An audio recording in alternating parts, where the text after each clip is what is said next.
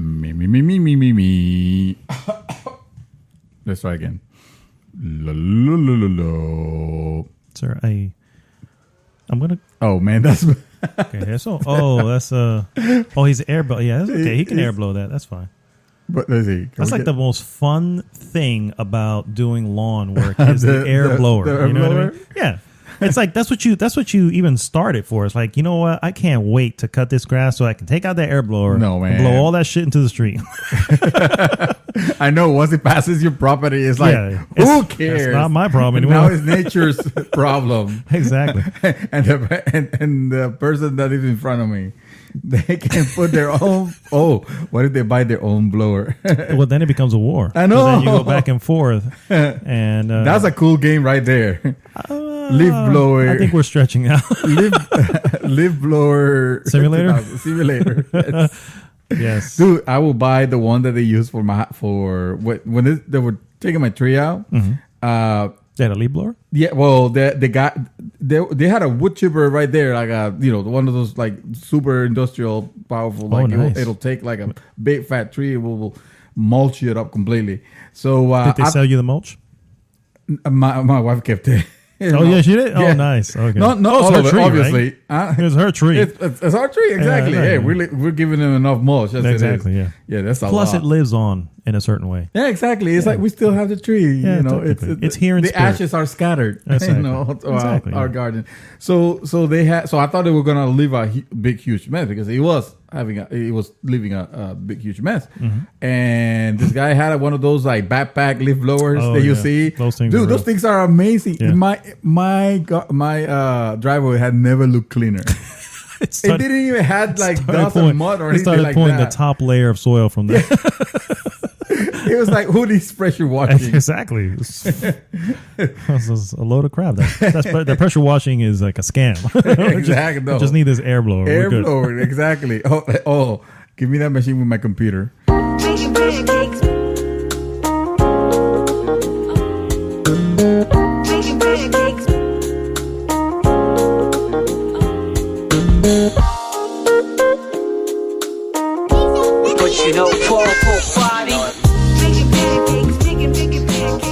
Welcome back, everybody. This is Dream Twister speaking, and you're listening to GG's The Mouthful Podcast. GG! I think my voice like cracked or something there. Fucking puberty all over again. It happens a lot. Trust me, it takes a lot of practice. Does it? Yeah, you're right. You're usually the one doing the GG. No, exactly. Right. You have to have one of those voices that timber. They go whoa really fast. Oh, okay. So you do the GG. I can't do it. You just did. What do you mean? GG. No, I can't. And now I can't talk. Nice. Welcome back, everybody. I already said that. The real episode 118. I did not say that. Yes, you missed that part, and now you're fine. I need practice. I need more practice. This voice, of course, who introduced us is Mr. Dream Twister himself, David Santos.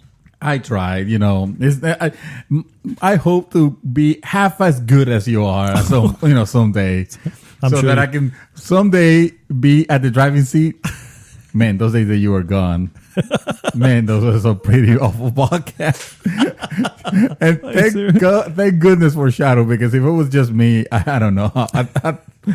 I listened to them, sir. They were fun. No. So stop putting yourself down. I would have put myself in a fetal position and cry for the rest of the podcast. And then it would have just been that, right? The intro and then like some news items and then the outro. The topic of the week, me crying. Oh, man. Guys, if this is your first time tuning in, thank you so much for tuning in. Please go to goodgame.tech and join the conversation there. Also, please like, subscribe, and share the podcast, please, with everyone. Everyone needs to hear us. He needs to hear the gospel of the GG. That's right. Or the double Gs. I agree. 100%. By the way, that person speaking on the right side of your speaker, that is Another Martin, a.k.a. Mad Dog. Yes. GG. There you go. I did introduce that thing. Maybe. Yeah. Well, we'll rewind the tape to find out. Yes. Let's start over again, actually. Yes, let's throw this all the way. What do we do on this podcast? What's the reason for sitting down here and start parlaying? What do we do here? What we normally do is first we start off with what we have been up to. Then we move into some news items, one specifically the trailer of the week. And finally, we finish with our hot topic of the week. Ooh. This week's hot topic is hype hurting. Wait, I can't remember the name. It's been so hyped. It's so hype, yes. It's something about hype. Yes. We'll find out by overhyping a game hurting the industry, guys. There you go. Tune in later for that. First and foremost, we'll start off with what we always start off with, and that is what have we been up to. And this time I'm going to start with myself. All right.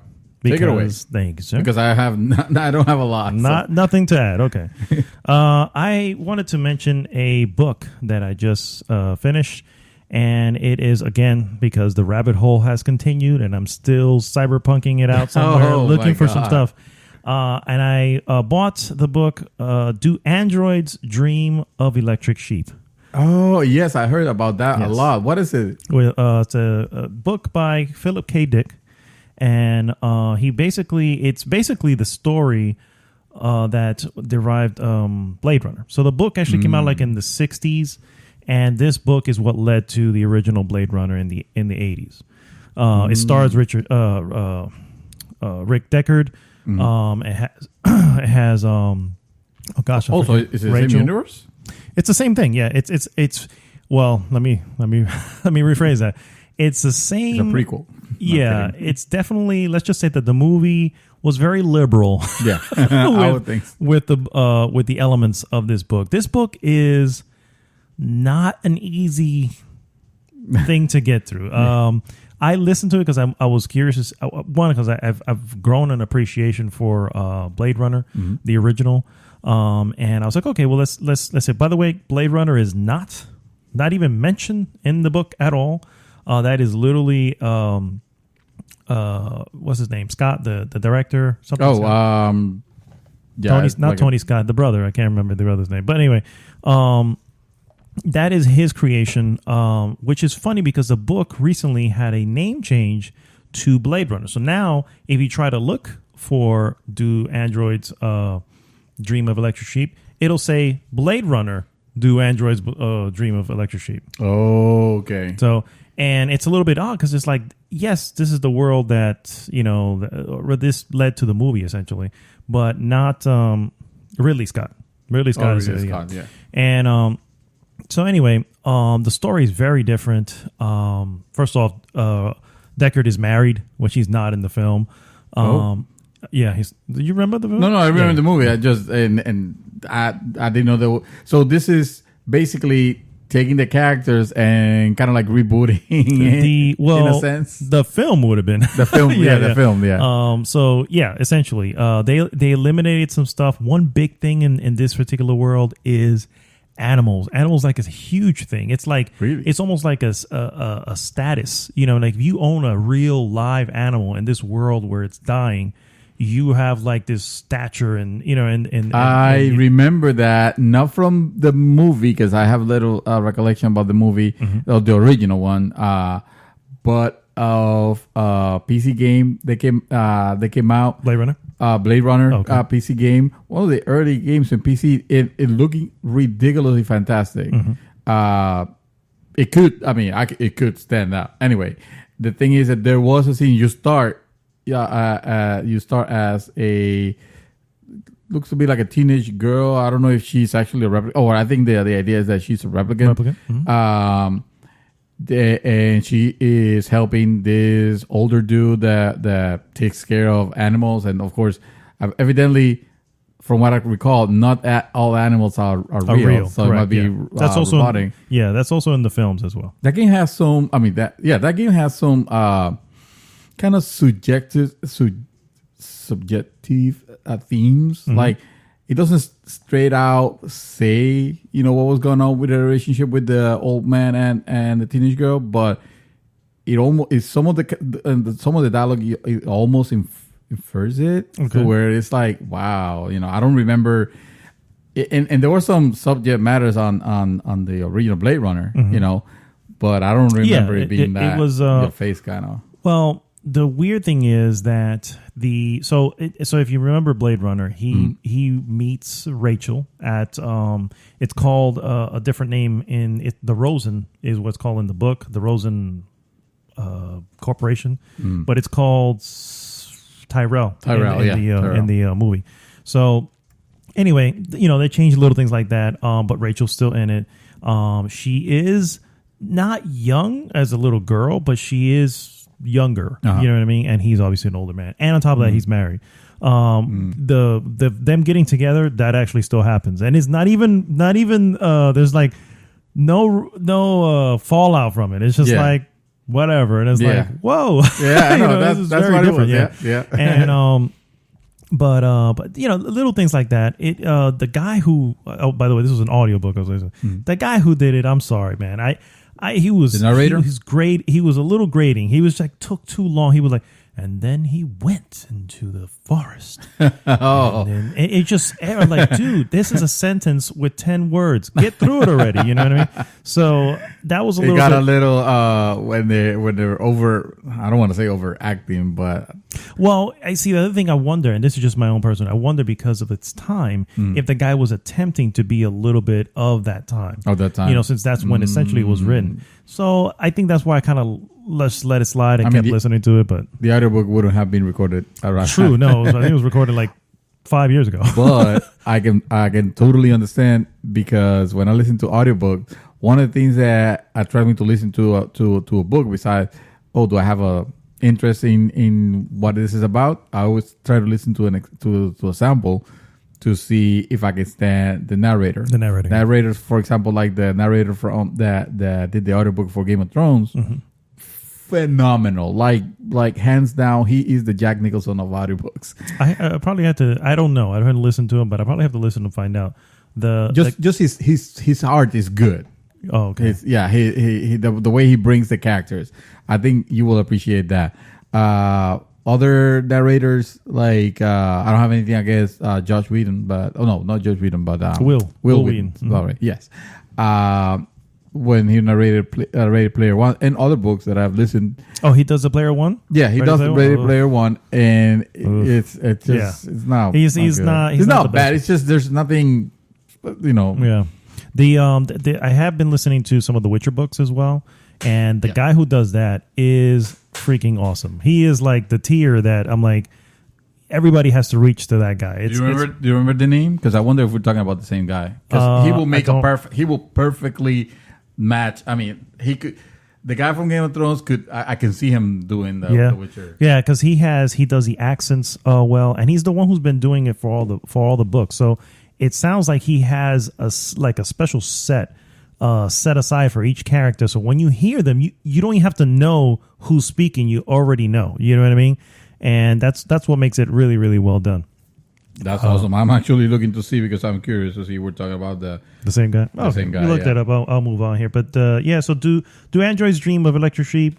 It's credited as one of the ones that gave birth to the cyberpunk genre. If you're interested in it, I can't recommend it because it's kind of a hard read. Especially or listen if you're listening to it like I do. But yeah, that was the. We'll get in trouble if I play a sample of the. Well, if you keep it under like 10 seconds, should be fine. No, let me see if I can get a little bit just. As if it were a bow or a quiver. Oh, it's good. The stranger did not sit at the table with a few other guests. Is this Game of Thrones? He remained standing at the counter, that's piercing the innkeeper with his gaze. That's good. That's the guy from which I was going to say, if that's the one from Game of Thrones, then yes, it's the same freaking guy. About the same person. No. Now I have to find out the Game of Thrones guys, and this is suddenly became audio. This is a book sharing club now. Yeah. Let me see. An audio book club. Oh no, it's they don't call it Game of Thrones. They call it Ice and Fire something, right? Yes. The Song of Ice and Fire. The Song of Ice and Fire. Thank you. I think I have it right here. I'm gonna play real quick. And you don't have to fill air, bro. It's just it takes forever to load now. I'm like, well, you have an iPhone. What do you expect? Thank you, guys. Now I don't want to play. I'll be anymore. here all week, guys. Now I don't want to play. Now you take it away yourself. No, hold on. I'll find it. You keep going. All right. So I did want to bring up that I did watch 2 movies as well. Before I do that, I want to thank Gilberto. I joined him to play some Overwatch this week, which I haven't played in God knows how long. Oh, that Gilberto guy. Yes. And I think how long it's been since I played was pretty evident from from how I did. Let me just say, it has changed. And I was like, man, did I ever miss the freaking boat on this one? It has changed a lot. Hold on, I found this. Okay, good. Really? All right, here we go. This is I don't have his name, but this is Game of Thrones. This is Game of the guy. Watch, not second. Third watch, the big man said through hair and frozen snot. Me and Softfoot.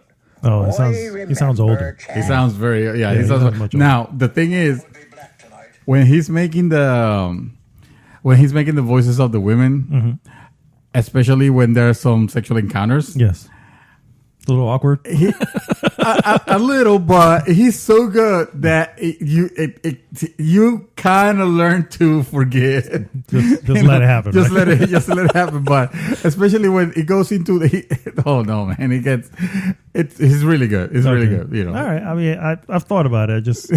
I kind of like my version of it from the show, and I don't want to. Oh, you should. I mean, that's after you listen to all the audiobooks ever, you should listen to this one. So Overwatch. Overwatch. I went back and I started playing as Pharaoh, which is like the one that I remember. You know what I mean? And I was like, fly and shoot. Yeah, pretty much. But no, she can actually like stay in the air. She's out there in the air. You can actually get her up there and keep her up there, which I didn't know. So I was getting my ass handed to me pretty early because of that. The other ones I did was I was gonna do Zenyatta. I never actually did. I was like, I was never actually good with Zenyatta. That was my dude. Back when he was kind of OP. Oh, there you go. That was my go-to because it always made me look good, even though I was sucking. Oh, okay. But it always makes me look good. But I don't know now. I'm afraid now. Yeah, it's. I mean, it's not horrible, but I was like, oh man, I'm. Let's just say it's one of those moments where you haven't been to the gym in like a while, and you go back to the gym, and suddenly you're like, man, I'm worn out really fast here. The same exact feeling. 10 pounders are killing you. Damn 15s.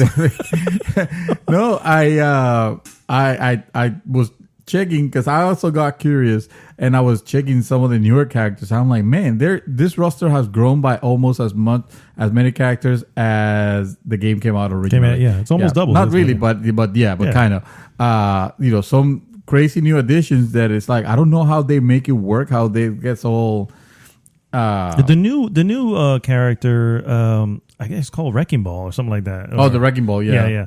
Which Hammond. is weird. I'm like, why don't you just call him whatever? I know. But I will call him Hammond. Yeah. He's Hammond in my heart. And until they change the name because Wrecking Ball sounds like a Wrecking Ball name. is ridiculous. Yeah.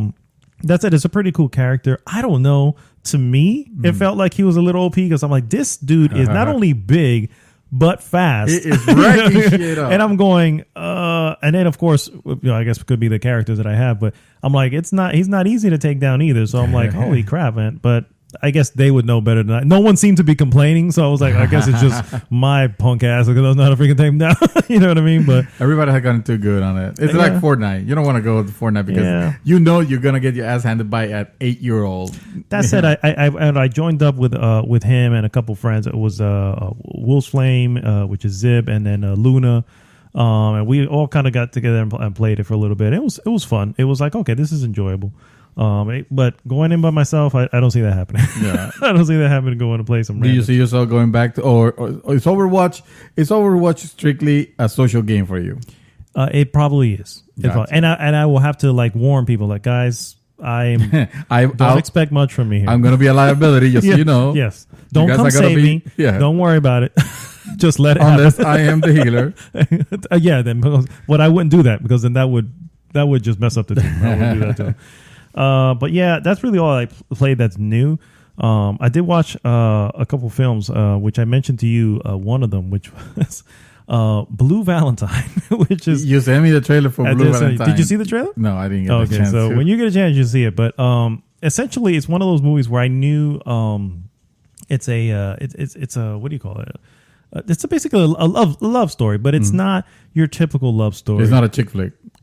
No, because let's just say my wife was like, by the end she was like, "This what the hell is this?" And I was like, because it even says a love story. If you see the actual poster, it stars, I can't remember his name. It's killing me, guys. It stars the guy from Drive. Do you remember his name? Oh man, oh no, it's killing me. I remember the girl's name. Her name is Michelle Williams. And essentially, the way it plays out, it's a love story that has two separate things that are going on. It's at the very beginning of the relationship and at the very end of the relationship. Ryan Gosling. That's his name. Oh, Ryan Gosling, yes. Yeah, Ryan Gosling and Michelle Williams. So you have two angles of the story, and it's intermingling throughout. And it's weird the way it plays out, but at the same time, it's also so real. It's like there are elements of this, you go, this has happened to me. You know, I've been in a relationship like this, you know what I mean? And it's just like, my God, you know? And I just love the realism of it, you know, because they have the little quirks, the little things you do with your significant other. And it just hit the nail on the head. It's like, man, I really, really think this is something special. However, as with life, not all things are good. You know what I mean? So it has its moments where you're like, damn, you know what I mean? And I think that's what makes it really, really good. So. All right, I did remember we were discussing this movie this week, and I told you there was a movie that I remember seeing that was kind of, you know, they sounded familiar. I'm not gonna say that it's similar, but it sounded familiar to this. Okay. To this one. But for the life of me, I cannot remember the name. I think I gave you, I tried to give you clues, but honestly, I didn't have a lot. I think I remember a little bit more. Okay. There were on the scenes of this movie, it'll be counting. I don't remember if it was counting down the days or counting up the days. And the title of it has to do something with days. And I'm not helping. No, not even a little. I know that in this particular one, I don't want to say. If anybody knows, they may be like, Jesus, how do you not know? I need to find out what this is because it's killing me. I know it's not. Yes, 500 Days of Summer. Thank you, thank you. There it is. You go. It just literally did you see the light bulb? Yeah, I saw it. Dude, I was blinded by the light. It finally came to with Joseph Gordon-Levitt. And I can't remember her name, but she's in that show, The New Girl. Yes. Yes. Tell me. Was it because it was not? Was I too off, is it kind of like? Yeah, it's a little more gritty. So it has the camera. I call it the fly on the wall kind of camera. Yeah, where it's like it's there, but it's not perfectly staged, you know what I mean, so that it captures a perfect angle and all this stuff. How do you not remember Zoe Deschanel? Thank you. Yes. How could you not remember? You remember the guy, Joseph Gordon-Levitt? I love that guy. I love Zoe. Okay, fair enough. You have to look her name up, but whatever. I forgot her face on the movie. Sure. Yes. Anyway, so it's a great movie, but yeah, similar in that sense. The only major difference, like I said, is the camera work. It's meant to look more like a floaty camera, like if somebody just watching from afar, maybe watching behind something. Yeah. So it's one of those life camera. I call them the fly on the wall camera because it's like the fly's on the wall and it's just watching stuff happen. You know what I mean? Anyway, that's a good one. Definitely. Couples type of thing. And the last thing I saw was a movie called Lost in London, which is based on a true story of Woody Harrelson. Oh, and it stars Woody Harrelson. Oh, he better star Woody Harrelson. So this is a true story, and this is not even going to be a lie. I don't know when it happened, but he got drunk one time and ended up having a orgy with 3 women. Mind you, he's been married for a long time. None of the 3 women was his wife. Exactly. Gotcha. So this was essentially the 24-hour period that came out and what he had to deal with. And of course, he's replaying it. And of course, the woman that's his wife is not the wife in the No, and she's not playing. Yeah, she's not playing herself. But literally, dude, it was the way the film is made. It's done in one full single shot. Wow. So it's like some guy is literally following him the whole time with a camera. You know what I mean? And he's he's obviously not responding to the camera. Man, it just happens to be there. It's done in a certain way where I'm like, wow, it's cool. And that's the reason why I want to watch. I wanted to see. It's like I saw how it's following him everywhere. I was like, yeah, let me check that one out. Yeah. And then I find out that this actually happened. Not the camera part, the actual events. Yeah, exactly. And it is technically a true story told by him of what happened. And who directed this? Him? He did. Yeah, he himself. So he wrote it, directed it. Yeah, this will make a good movie. He did it, and he actually did a really good job. It's one of those rare films where Woody Harrelson comes through as somebody who's like, whoa, this guy can really, bring something to acting. Man, that day that I had that orgy, that was a wonderful day. If I can only recapture that moment. Of course, they don't actually show. You come in after this actually happens, but it's actually a really good movie. I have to admit, and it's on Hulu. We were able to find it on Hulu. So if you have Hulu, it's there now. And that's all I've been doing. Those are some cool movies. Yeah. Those are cool movies. I also watch and try to remember if I watched many movies or just one. Just the one? But the one that I saw was good. Was good really enough, good. Yeah. It was good enough. It set me for the week. I have never seen Departed before, and I saw it for the first time 2 days last night. The day before yesterday. Anyway, the thing is, that movie is great. That movie, it's a movie about rats, basically, and in the sense of people that are, that are treasonous, betraying people, and it takes place in London. I was gonna say in Boston. Mm-hmm. It has the thing that you said that where. It's kind of like a community where everybody knows everybody. Yep. It's a super, very, Catholic community. Mm-hmm. It was funny because you were talking about that documentary that you saw, and you were talking about how it was in Boston, and you were describing those things and those elements you will see in this movie. And it's like, oh yeah, look, this is extremely. It is. To sidebar real quick. Good Will Hunting, also in Boston. Good Will Hunting, one of my favorite movies. Also, yes. So. And as always, I'm gonna let you go with the plot a little bit. As much as you know, you're gonna have to say as much as you know because I don't remember a lot. So. I'm going to mess it up. I know that there's this is a Martin Scorsese joint. It is. And if you like those type of mafia movies, and I'm trying to remember what else he's done. You told me he did Goodfellas. Which I have yet to see it. Goodfellas go. So that might be next one on my, because I told you I saw Shutter Island recently and I liked it. Mm-hmm. One of those where it is all the endings are fantastic. Regardless of what it is or what happened, that you get a good payoff at the end. Yeah. You're not watching the movie and then be like, okay, so what? It may not be the ending you want. But it's still, yeah. And I'm referring to his movies in general, correct? Or at least the ones that I've catch. So this one has to do with you see this is a mafia fella, Jack Nicholson, yes, playing like a big mafia boss, I guess. And he basically. I almost want to say races this kid. Yes. Which is played by Matt Damon. No. Matt Damon. Matt Damon.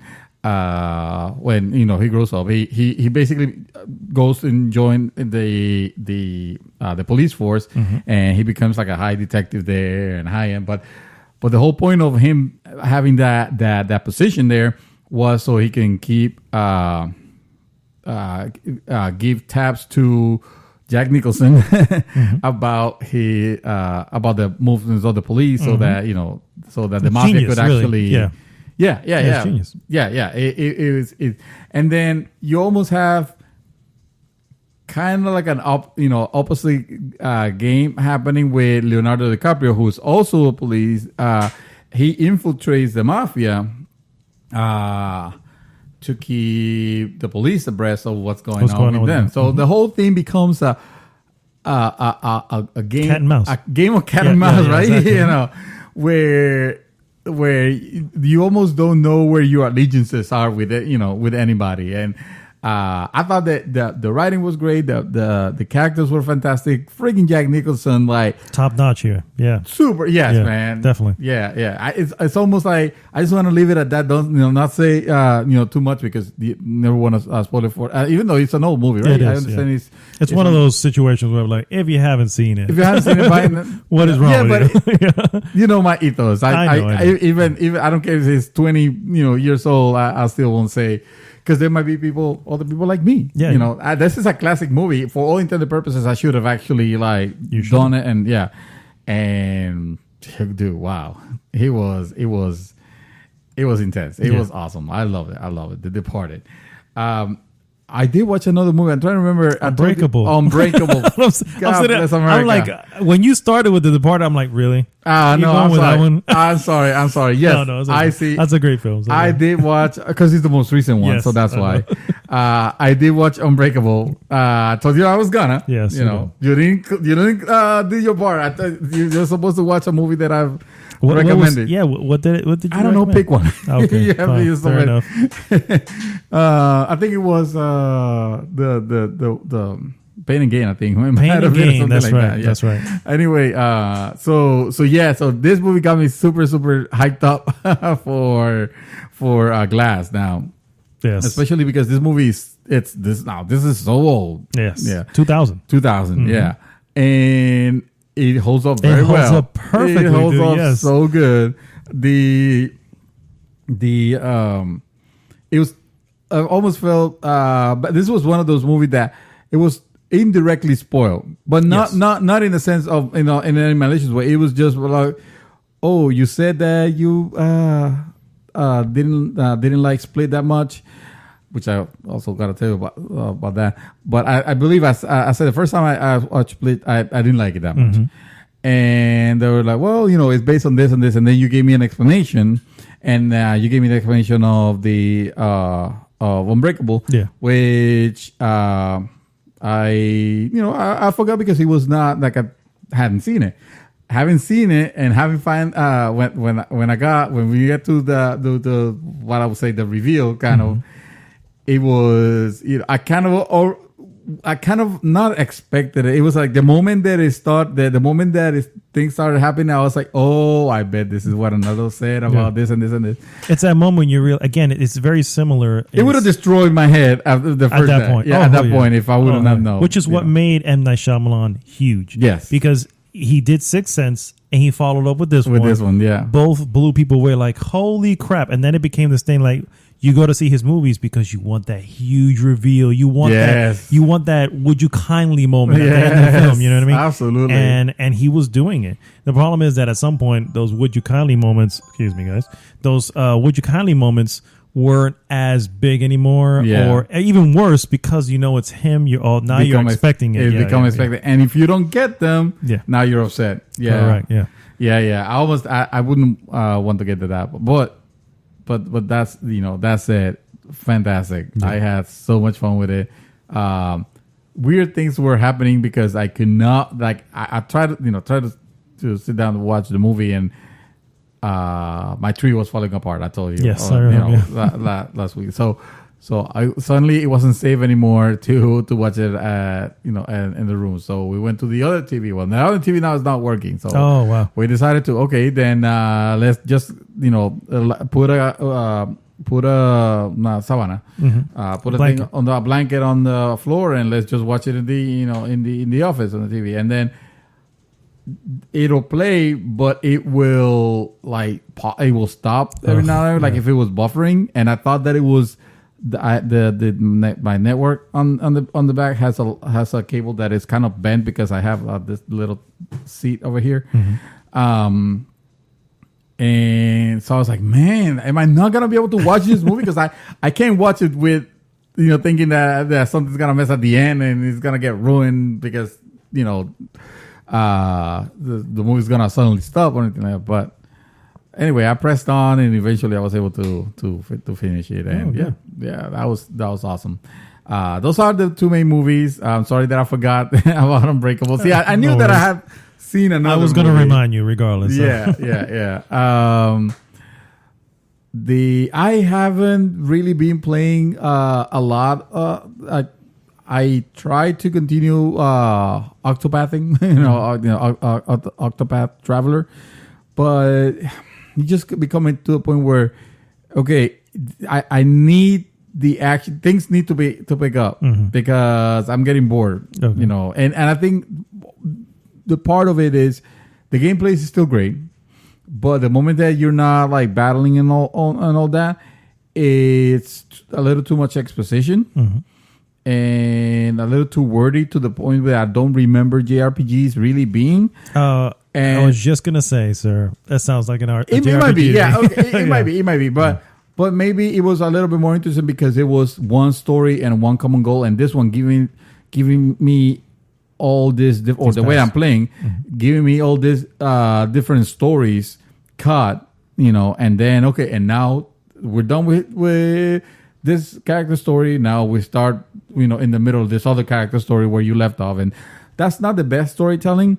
So I will hope that an Octopath Traveler 2 will do completely away with the separated storylines. It's okay to have each character storyline, but blend them together better, because it honestly feel like you're playing a lot of little games. A lot of 4-hour games that let's say, and it's not super fun. It's not fun. So and then I've been super busy to the point where all I've been doing, honestly, for some reason, is just I get home, I'm done with whatever I have to do, shut my brain down completely. Nice, that's good. Well, what's not good? And put some Destiny 2. Oh my God! No wonder you had to shut your brain down.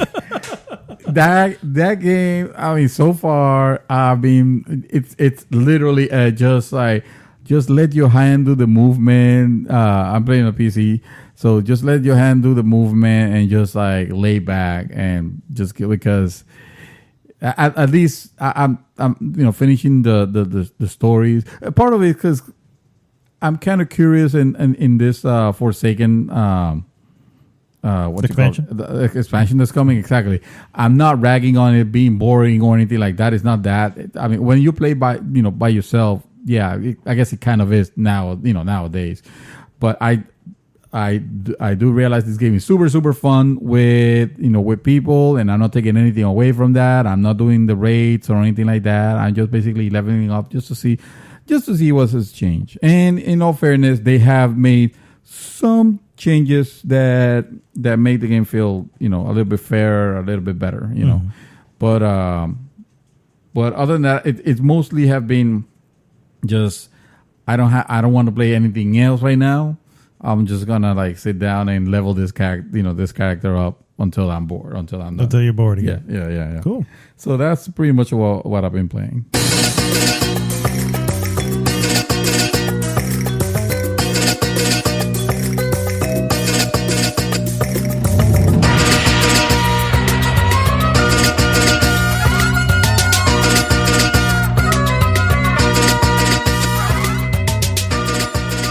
We are back, guys, and we're going to go right into our trailer of the week. Trailer of the week. Yes, the trailer of this week, ladies and gentlemen, is a little title by the name of Slender Man. Holy shit, that thing was scary. Yes, I kind of have to agree. Yeah. Evidently, there is a movie being released by Sony Pictures. Yes. Based off of a meme. Based on the internet meme, yeah. Called Slender Man, which, for some reason, if you can actually YouTube this, and evidently there is I don't know if it's because of the meme. An urban legend back in the day. I heard the same thing too. Is it really? I think it became a meme when the internet got involved. I agree. That could be it. Internet, so yeah, man. What did you think? I didn't recognize any actors for the record. So. No. This might as well be like, I don't know. I want to say the next Blair Witch Project, except that it's not filmed in that type or in any way. It's just the actors are unknown. You know, just people and all that. I am kind of surprised that this movie is coming, considering that there was semi-recent, within the last few years, a real tragedy that happened that had to do with basically with the belief in this character. Yes. You know, I don't know if you recall the murder. So yeah, there was a murder. 2 very young girls. I think the ages were like 13 and 14, or 13, or something like that. Took a friend, outside to the wood and stabbed her, and killed her. Yeah. And of course they were tried, and now these girls are serving. I want to say adults, maybe, or is it? I could be wrong on that. If they were young at the time, they obviously had to go through the whole system. But, yeah, but they may have spilled over into adulthood. The thing is to say, that was a very serious case, and now we're getting a movie where it almost feels like it's glorifying, not that case in itself, because it doesn't make mention of that case at all. Like, this movie is not based on that. Well, we know. We know. I would hope I don't think it'll be that level of bad taste, but that is glorifying the character to which that led to that. Which this girl believe in, and whatever. This is actually a meme. I think it was this started as an urban legend on the internet, on a website, Creepypasta, which I have never dared to go in because I mean, why would you? It's funny you mentioned that. Creepypasta, sir, is the website that, or let's just say I have run into a video of certain like ghost stories, whatever, these images that that are believed to be real, whatever. Yeah, that was the site where I found. I think I'll tell you. I was telling you about. I was like I was okay with it. Like, it was like the top 10 unexplained pictures or something like that. And I was like, the first 6, I was like, okay, well, I can probably see. That's probably something that not really whatever. No, brother. No. Number 7 was not a lucky number 7. No, that's all right. And I was like, okay, this video is getting turned off right now. And of course, it was like 9:30 at night. My wife turns to me and goes, "Thank you for that." And I'm like, "I'm sorry, honey. I didn't realize." Let me hand you some. Nope. Yeah, I am not doing that. Yeah, it's but yeah. So Slender Man. The trailer looks good. It has a little ring. The Ring, if you ever seen The Ring, it has a little bit of The Ring going. Very suspenseful, very eerie, and very gray. Like, the movie's like super very gray. Yeah. So obviously that's the style they're going for there, but it looks good for a horror film. I tell you, I don't watch a lot of scary movies because I'm a coward chicken. No, I like to sleep at night. I don't watch a lot of them, but if I had to pick, my favorite type is the ones with the suspense. I don't care about seeing like gory murders or anything like that. That's just bad taste to me. That's not really scary. I don't care how they do it. That, to me, doesn't feel like scary. I don't like to see disgusting shit like that. Well, some of the reasons I don't care about slashers and movies like Saw and stuff like that, because I'm not into death porn. That's not my style. I think they call it torture porn. Torture porn. Yeah, exactly. What I do like is a good mindfuck movie, and it doesn't have to be like it doesn't have to be like, it doesn't have to have jump scares. I would prefer if it didn't. So there was a movie that was in the movie theaters recently that I wanted to watch, and my God, it passed on me, but because I didn't find anybody else to watch it with me, and I didn't want to go by myself. Heredity, was it? Yeah, Hereditary. Hereditary. Yeah. Yes. I wanted to see it too, and We should man it up and do it. Just get it out of our system. Just Fine. But we got to do it like early morning on a Sunday, so we have the whole day plus church. You know what I mean? You gotta be able to buffer that with something. I will be very interested in knowing your guys' opinions on like scary movies. Which type of movies? What is scary to you? Is it the slasher type of movies? Is it the torture porn? Is it the mind fucks? I love me some mind fucks. Some like crazy off the wall. The problem with those is that sometimes the matter is so strong that it stays with me. It does, yeah. Yeah. That's why one of my favorite recent movies that I've seen, quote unquote scary, was It. Oh yeah. Because it I feel like it straddles a fine line between scary fun and holy shit, I'm not going to be able to sleep at night. Oh, wow. Nice. Okay. I'm going to be hugging my wife for the entirety of my sleep if I can actually sleep. I feel that it has a very good blend of, scary with almost actual like comedic, a comedic value to it. I don't know what it is, but I did enjoy that movie a lot, and I can't wait for the sequel to see what's going on, how they're gonna do that. I think on the original on the movie, on the first one, it was the characters were kids. Kids, yeah. That kind of made it, kind of made it fun. I'm not sure if the sequel is gonna be that, because in the book they grow. Mm-hmm. So I don't know if it's gonna be that, or if it's just gonna be the same kids, but they just grew up a little bit more. They want to play a little bit. On the book, they're older. They're actually people. Already adults. I should say. Obviously, people. Yes. Yeah, adults as opposed to animals. Yeah. Real quick before we get into news, I want to throw out there, sir. You should watch a little film by the name of It Follows. It Follows. Yes. I saw it. If it's gonna follow me, then fuck that. So that's all I'm gonna say about that. Let's get into some news. My first piece of news, sir. The game, probably the I will call it the independent game I've been waiting for. Guacamelee 2. Yes. Has a release date, guys. I knew you were gonna put that on the lineup because number one, my friend. Has a release date. It's coming to PC and PS4 on August 21st of this year. And I'm going to pre-order it. Yes. That is all, my friend. Why not? You already know that you like the Guacamelee. Exactly. I have total faith in Dreambox Studios.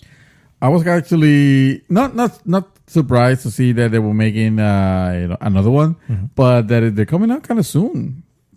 When was the Guacamelee original release? 2016? The first one? Oh, geez. That would have to be like 2014. Oh, really? Yeah, I didn't realize it was that old. Yeah.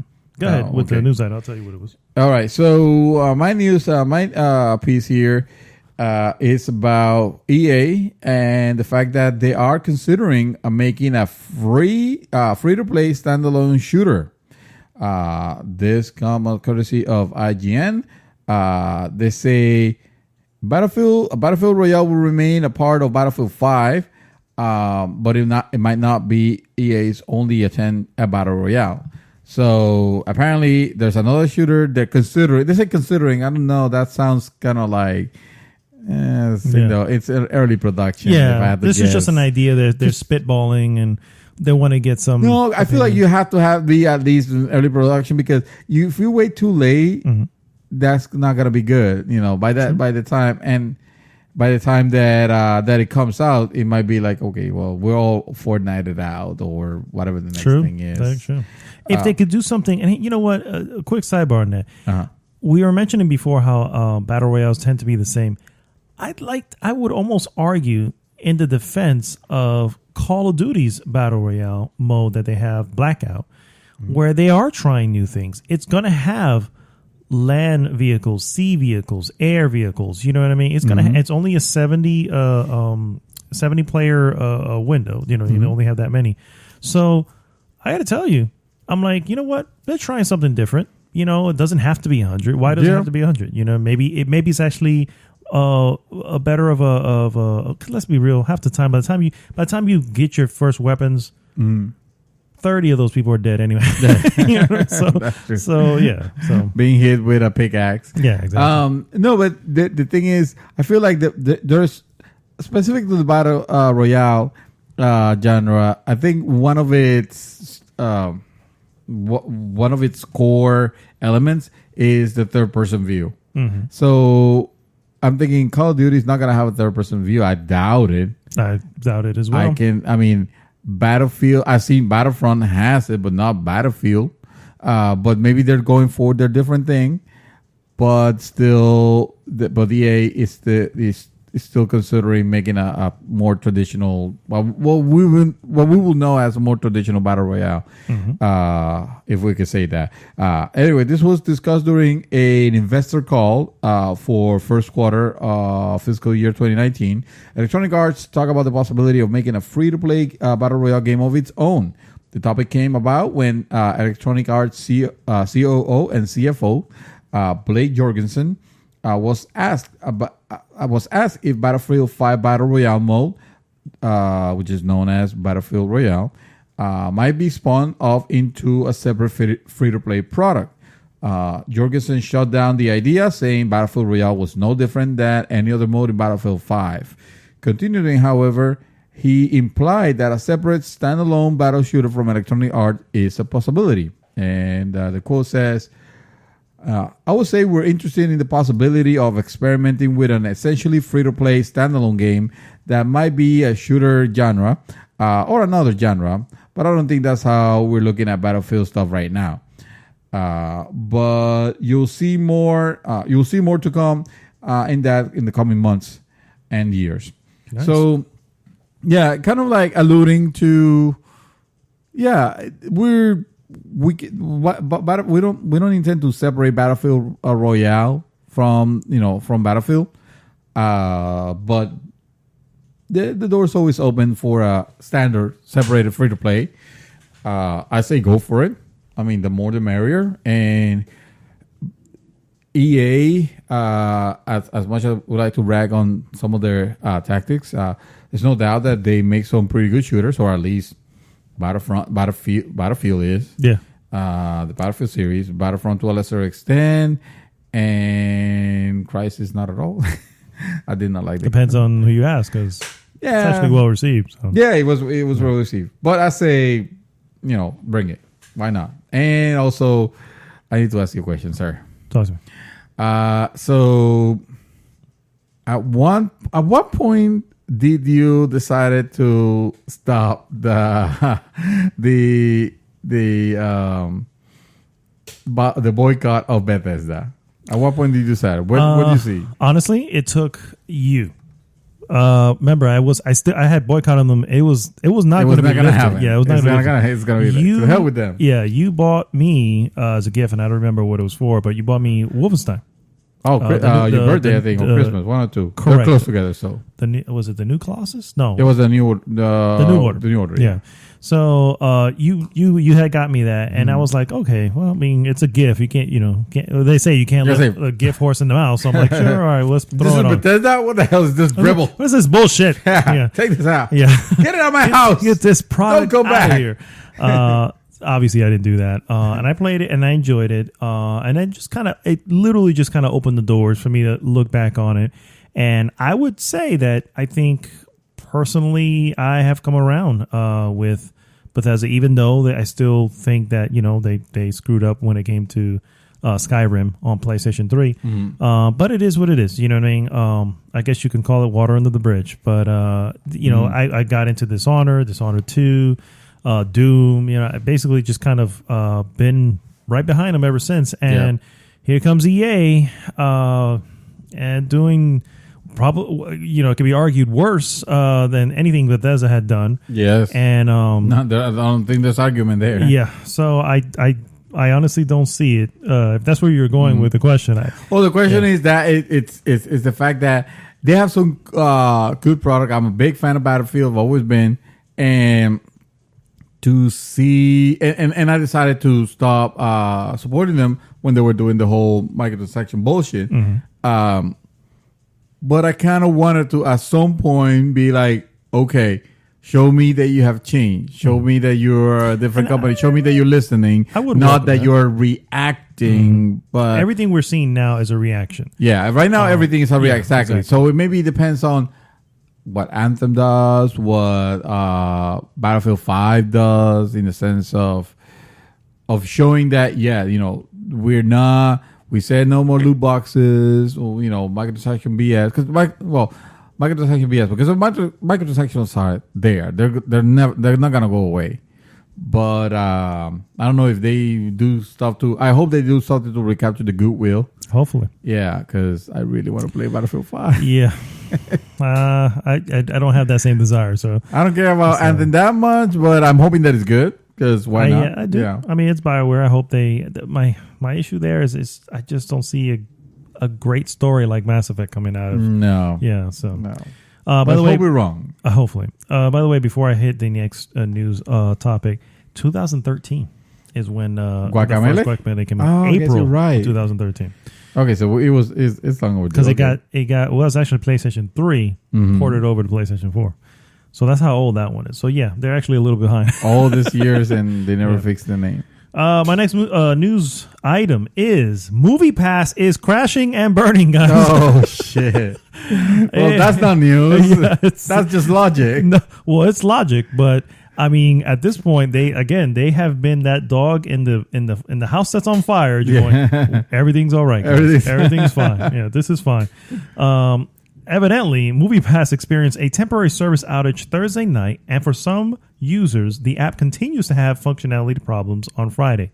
Yes, this is happening right now. Oh, wow. Why? The company ran out of cash. Oh, MoviePass reported in a Securities and Exchange Commission filing Friday that it borrowed $5 million. From who? From their family? Family and friends? To pay its merchant and fulfillment processes to correct they the open up a GoFundMe campaign. Maybe. Evidently, the company said in its filing that it was unable to make required payments, which resulted in Thursday's service interruption. Guys, I'm going to be honest with you. This is quite literally the beginning of the end here, guys. The company has been bleeding money now for over a year. And frankly... Has it been a year already? It's been over a year. I cannot believe it. Because I feel like very recently I found out the news about this company. I started to share, on the group. And then it went mainstream. And that's when people started like, oh, you heard about this movie? And then when it blew up, and maybe they weren't ready for that growth. But I mean, come on. How can you not be if you're basically saying, hey, how would you like to go watch, theater movies almost for free? Pretty basically much. For free. I mean, if you think about it, if you were go to the movies, you get one movie a day at the $10 rate, one movie a day. Okay. Let's, for instance, say the theater price for where you're at is $10 per ticket. One movie per day, the company is literally paying $300 for your movies, and you're paying them back $9.95. That just doesn't make any sense. Yeah, there was no math. Yeah, and from the beginning, I am glad that that the movie pass happened. Yes. Not their demise, and we don't mean to be We right now, I feel like we're on debt watch, but pretty much it hasn't gone away. But sometime this week or sometime within the next month, it will probably. But I'm glad that the experiment was made, not just because I got to see a couple of free movies, because I didn't go that much. I think I only see not free, technically. Like 3. When you're paying $9.99 to watch unlimited, it's pretty much free. But because he has given an idea to movie companies that I haven't seen them develop, and that they're long overdue, which is sort of loyalty programs and subscription programs where, hey, you have a movie theater of your preference. Well, if you pay a certain amount, You can watch, you can start watching, certain movies or I don't know, like the AMC Stubs is one program. Of them. Then they have. I'm a member of a lot of their loyalty programs. So they've been around for a while. Oh no, the loyalty programs, but the subscription. The movie, the theater subscription type thing. Yeah. That and that could be a nice, a nice thing. Of course, it will not be so. Giveaway that, like this one happened, so generous on it. Yeah, exactly. But it'll still be good, and hopefully we don't hear Movie Pass becoming Movie Pass away. Well played, sir. Thank you. My next piece. For those of you playing Forza 7, yes, that 2 of you on the group. And everybody else on the podcast that is not part of the group, which, by the way, feel free to join us. We'd love to have you. Forza loot boxes and pay tokens are going away because it was never a good idea in the first place, and developers are just finding out this. No, I would not go that way. No. I would go, let's see how long we can go, and when the revenue stream starts to slow down, we'll take back. It out and we'll say, oh, you know what? I'm sorry, Sorry, guys. But I know this was a bad idea and all. It was a terrible idea. I mean, it made me, I have that game and I only played the that first time. And when I started seeing the BS, I stopped. They have said they have actually rolled back on a lot of the, microtransaction BS and loot box BS. But I almost feel like the damage is done. And I'm a huge fan of, more Forza Horizon than the Forza series in itself, but I like driving games. Okay. And especially driving games that look beautiful. and that's one of them. Yeah, that's one of them. So Turn 10 Studios announced today that the price crates, that's the Forza takes on loot boxes, that deliver randomized selection of cars, mods, gears, and badges, will be removed from Forza Motorsport 7. The studio also say that tokens and in-game currency from previous games that must be purchased with real money won't be added to the game or to the upcoming Forza Horizon 4. See, I didn't read that part. That's awesome. That is cool because it's not like it's not like, okay, let's see how long can we get away with it. Oh, no. They still, yes, I know what you're saying. And sorry, I'm going to... No, let's be real. No. Let's be real. If they thought it was a bad idea when it first announced, they could have rolled this back a while ago. Yeah. But they let it go, and once they see that stream go down a little bit, okay, guys, now we can pull the plug. Yeah. So. But I'm excited to see what they do with Forza Horizon 4, because, I mean, let's be real. There's always going to be a way of trying to monetize it because that's what games do now. And not, I'm sorry, let me take it back. That's what games have always done. The problem is that it was done differently. Back in the day, it was expansion packs. But let's say since expansion packs forward, there have always been ways of monetizing the game that you already own. So yeah, while we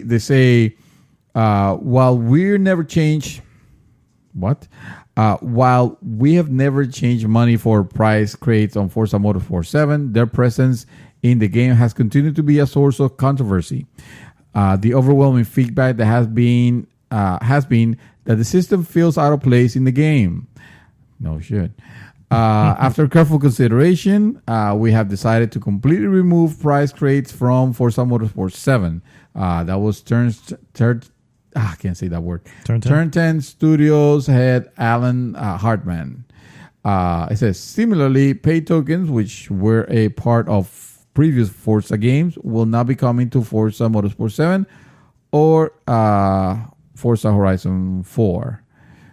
And then it goes to say, Hartman warns that removing the price crates will be a long process, which Turn 10 began this month by unlocking more than 100 previously exclusive cars, not cards, and removing cars from price crates altogether.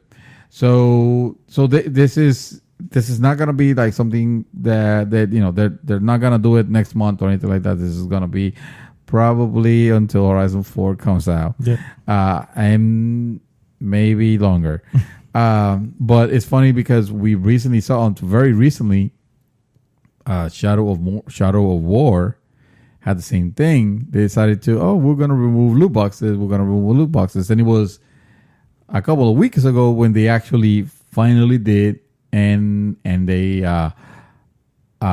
balanced the end game so that it's feasible and doable now without having to pay your way to win the game. So hopefully other companies will follow heat. I'm not saying they all are, but yeah, I'm glad to see that they're actually taking action at least. Yes. If anything, a reaction. Unfortunately, I think it's more a reaction, but yeah, you're probably right. Fallout 76, sir. Mm-hmm. They have a beta and it launches in October. Bethesda Game Studios announced on its community forum that the beta for Fallout 76 will start in October.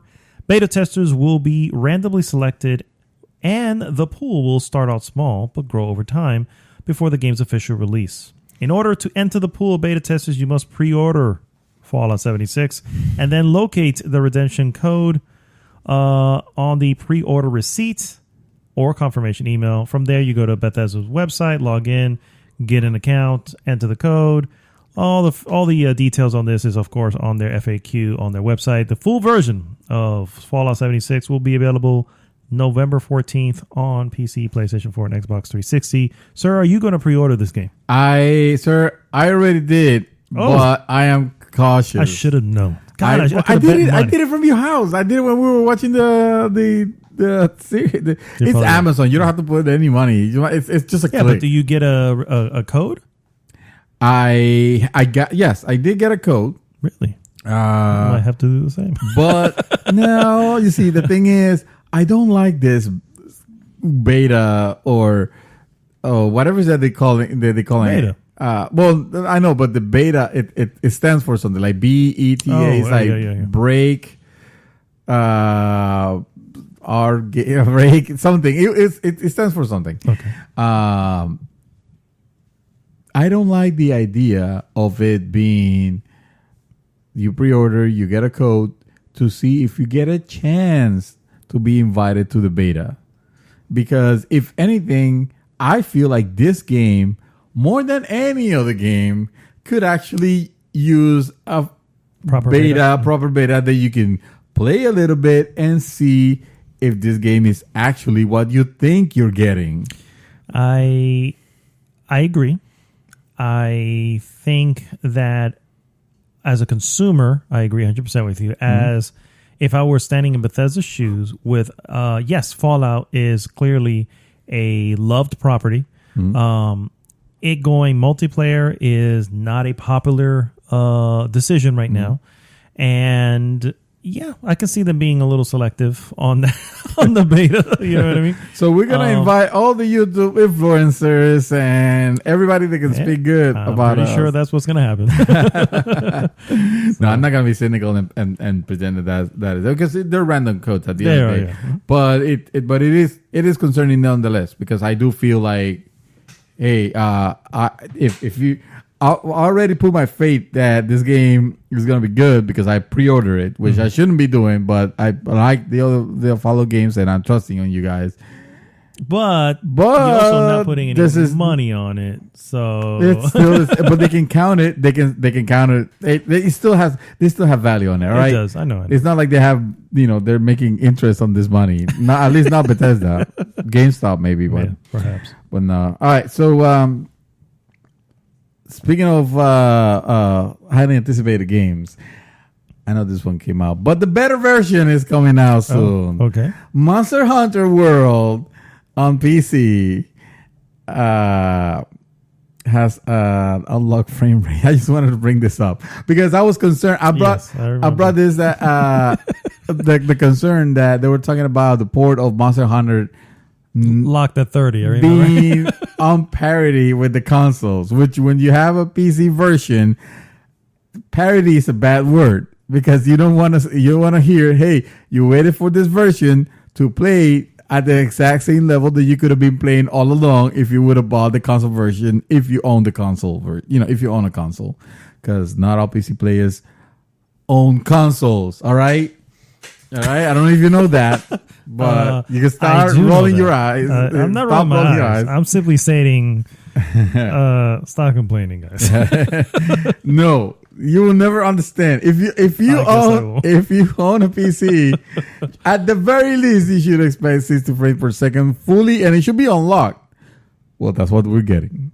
When we first got a look at the PC version of Monster Hunter, and this is, by the way, PC Gamer, there was a lot of talk about 4K 60 frames per second, but there were concerns about the game having a 30 frames per second cap.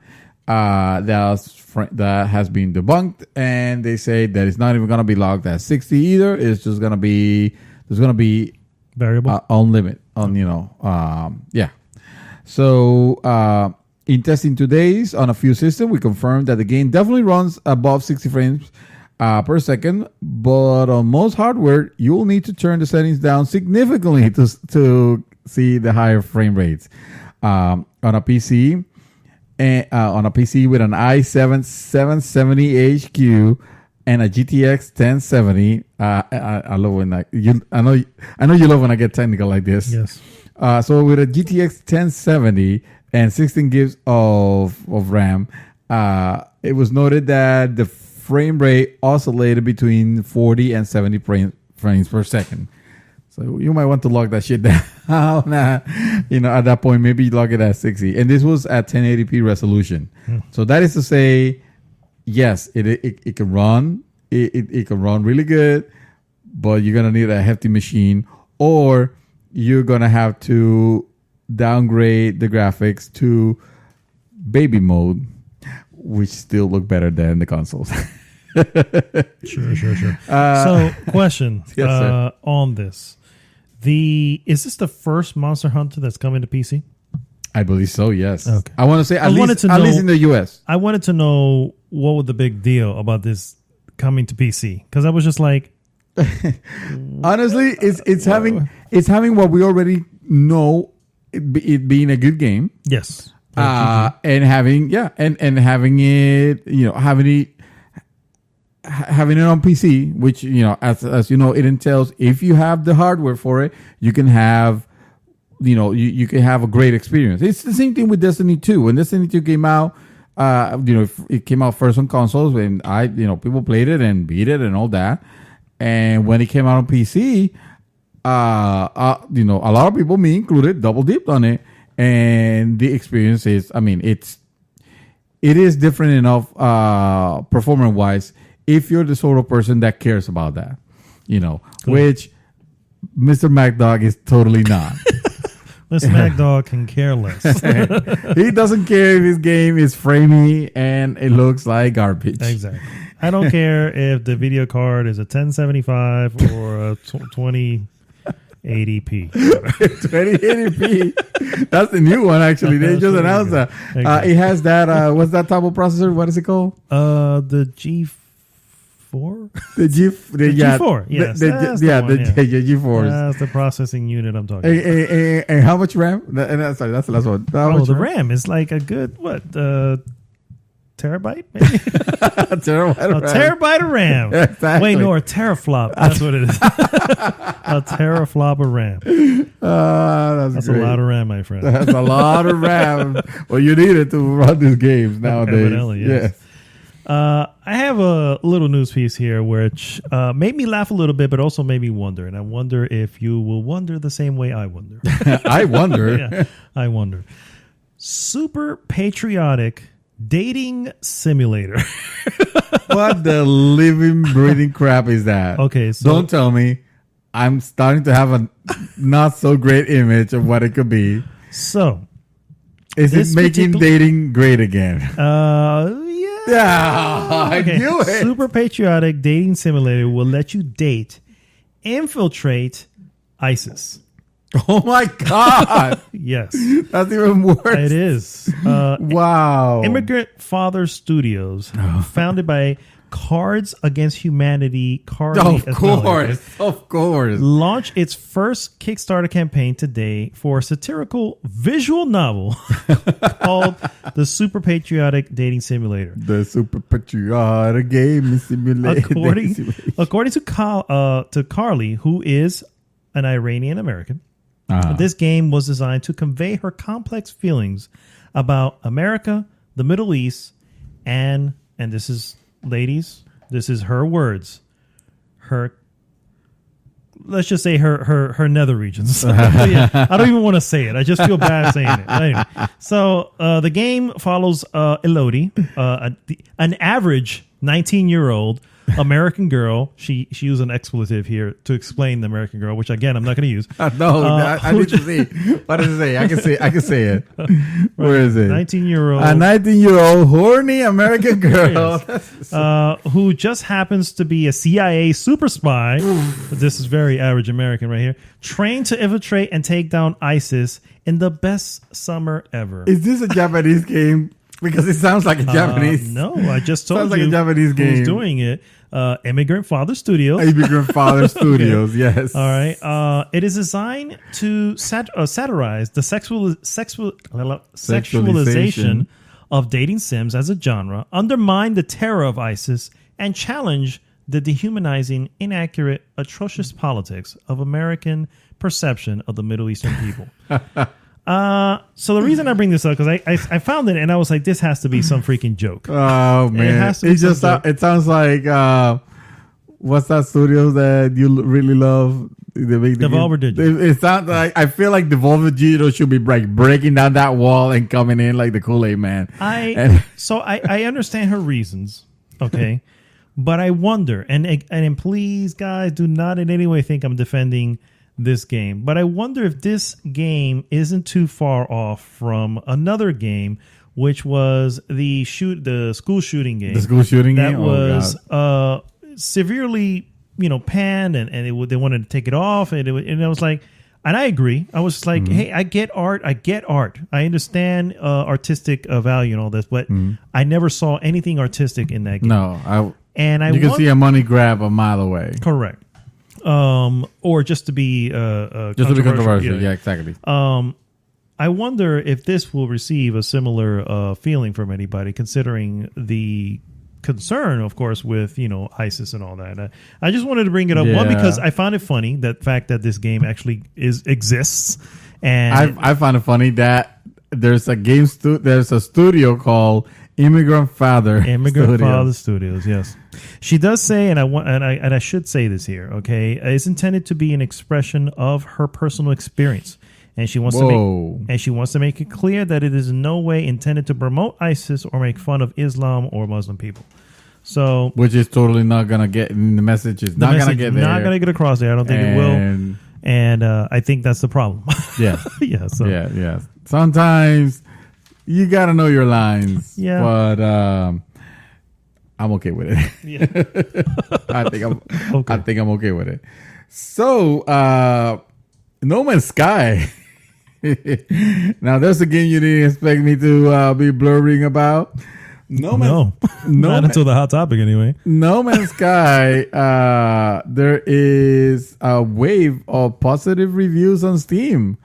And also, not to promote or anything, but I should say there's currently a sale on this game on everywhere, I guess. Yeah, right. Yeah, because it started everywhere on Steam now. I'm like, So as you guys know, No Man's Sky had a patch, was recently patched. Its biggest patch yet, its biggest changes to the game, and so far the reviews have been, fairly positive on it.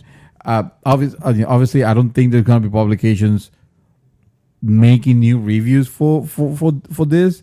There's a lot of people that say, "Hey, it just feels like a completely different game." Other people say, like, maybe not completely, but it feels like the game that we were promised originally. It feels like this should be the 1.0, in reality. I saw the reviews. I saw the previews. I saw the trailers. I read about the changes that we're making. I did not like how this game was marketed originally. As a matter of fact, I believe you guys have heard me being very vocal about the straight out lies that came out of this director when he will always get when he was getting interviewed and it was very obvious that he was lying. Yeah, and that was not good. I do believe, however, that his heart was in the right place. I don't know. Obviously, I don't know. I don't know the intentions, but I do believe that he had that. I like to believe that he had all the intentions of delivering the game that he promised, and I believe that's half of the reason why this patch was worked on. This project was not abandoned like a lot of other projects that don't do very well, and then they just get shoved to the side and let's bring the next game. No, this was something special from the beginning. When we saw it, when we bought into the hype, and to see it flourish like it has, and not to say that the game is now perfect or anything like that, but to see the level. I mean, obviously, people are really liking what they see. Yeah. So and. You can almost trust, at some point. Well, I actually have a little bit of firsthand knowledge of this. I want to give a shout out to Joey, aka Luna, aka Hunter the Bear. Hunter the Bear. Thanks so much. He actually the night that I was playing Overwatch. He put it on, and I was able to share play with him, and I was watching him play. Yeah. So I was a good probably 30-35 minutes of the game. He was kind of going in throughout. This was pre-patch or post-patch? This was post-patch. Okay. Yeah. And I gotta say that I kind of like it. You know what I mean? It's not anything that is going to blow you away. It's in the sense that, it's not like what they're talking about with Star Citizen or something like that. You know what I mean? It's definitely not that.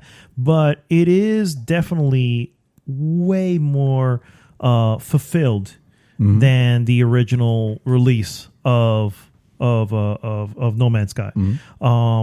They have the third person mode, so you can actually see your character. You have the option of now changing your character, very Fortnite like almost, where you can put little weird things on them. You have the ability, obviously, to see other people now through an actual multiplayer. The worlds look and act better. Textures are better. The animals act less, oddball. Weird and oddball. Yeah, and then come and still, to be honest with you, I was still amazed a little bit about the entering the atmosphere of a planet and leaving the atmosphere. And I was like, that's the magical part. That is definitely a magical part which has not been lost. And I have to say, I'm really, really considering it. You know what I mean?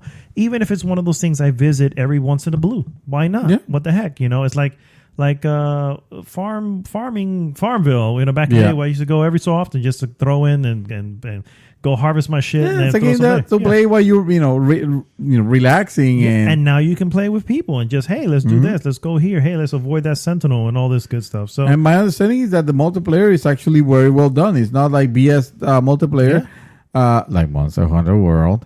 It is something that you can actually go in and easily get into a instance or whatever with your friends and have a blast, or even encounter different players on the off chance that you happen to. So it is good, because obviously when a game that is like dabbling on an infinite universe almost kind of you are going to need it to be very populated to feel alive.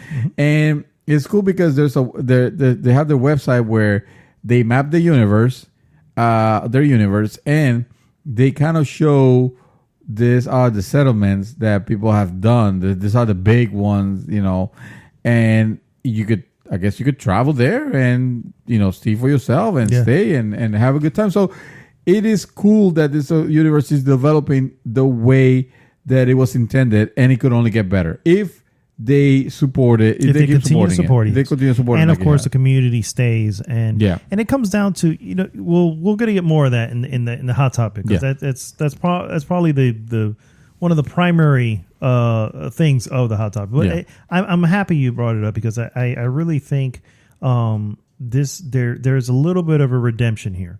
Yes, indeed. Them, you know what I mean? Yeah. And I think the way I can forgive Bethesda at one point, perhaps we can forgive Hello Games, because they didn't give up. You know what I mean? They continue to strive to the thing that they said they were going to do. Yeah. Even if it took longer than initially anticipated. So same way. And I do like me a good redemption. I do too. I do. Yeah. Like Microsoft, for example. Correct. Absolutely.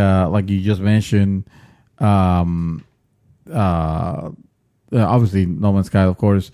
But what's the only one that you just mentioned just now? I just said Bethesda. Bethesda, but that was my personal thing for Bethesda. Well, hey, that's what I'm expecting. Hopefully, from EA, they want to change their ways. But yeah, that's cool.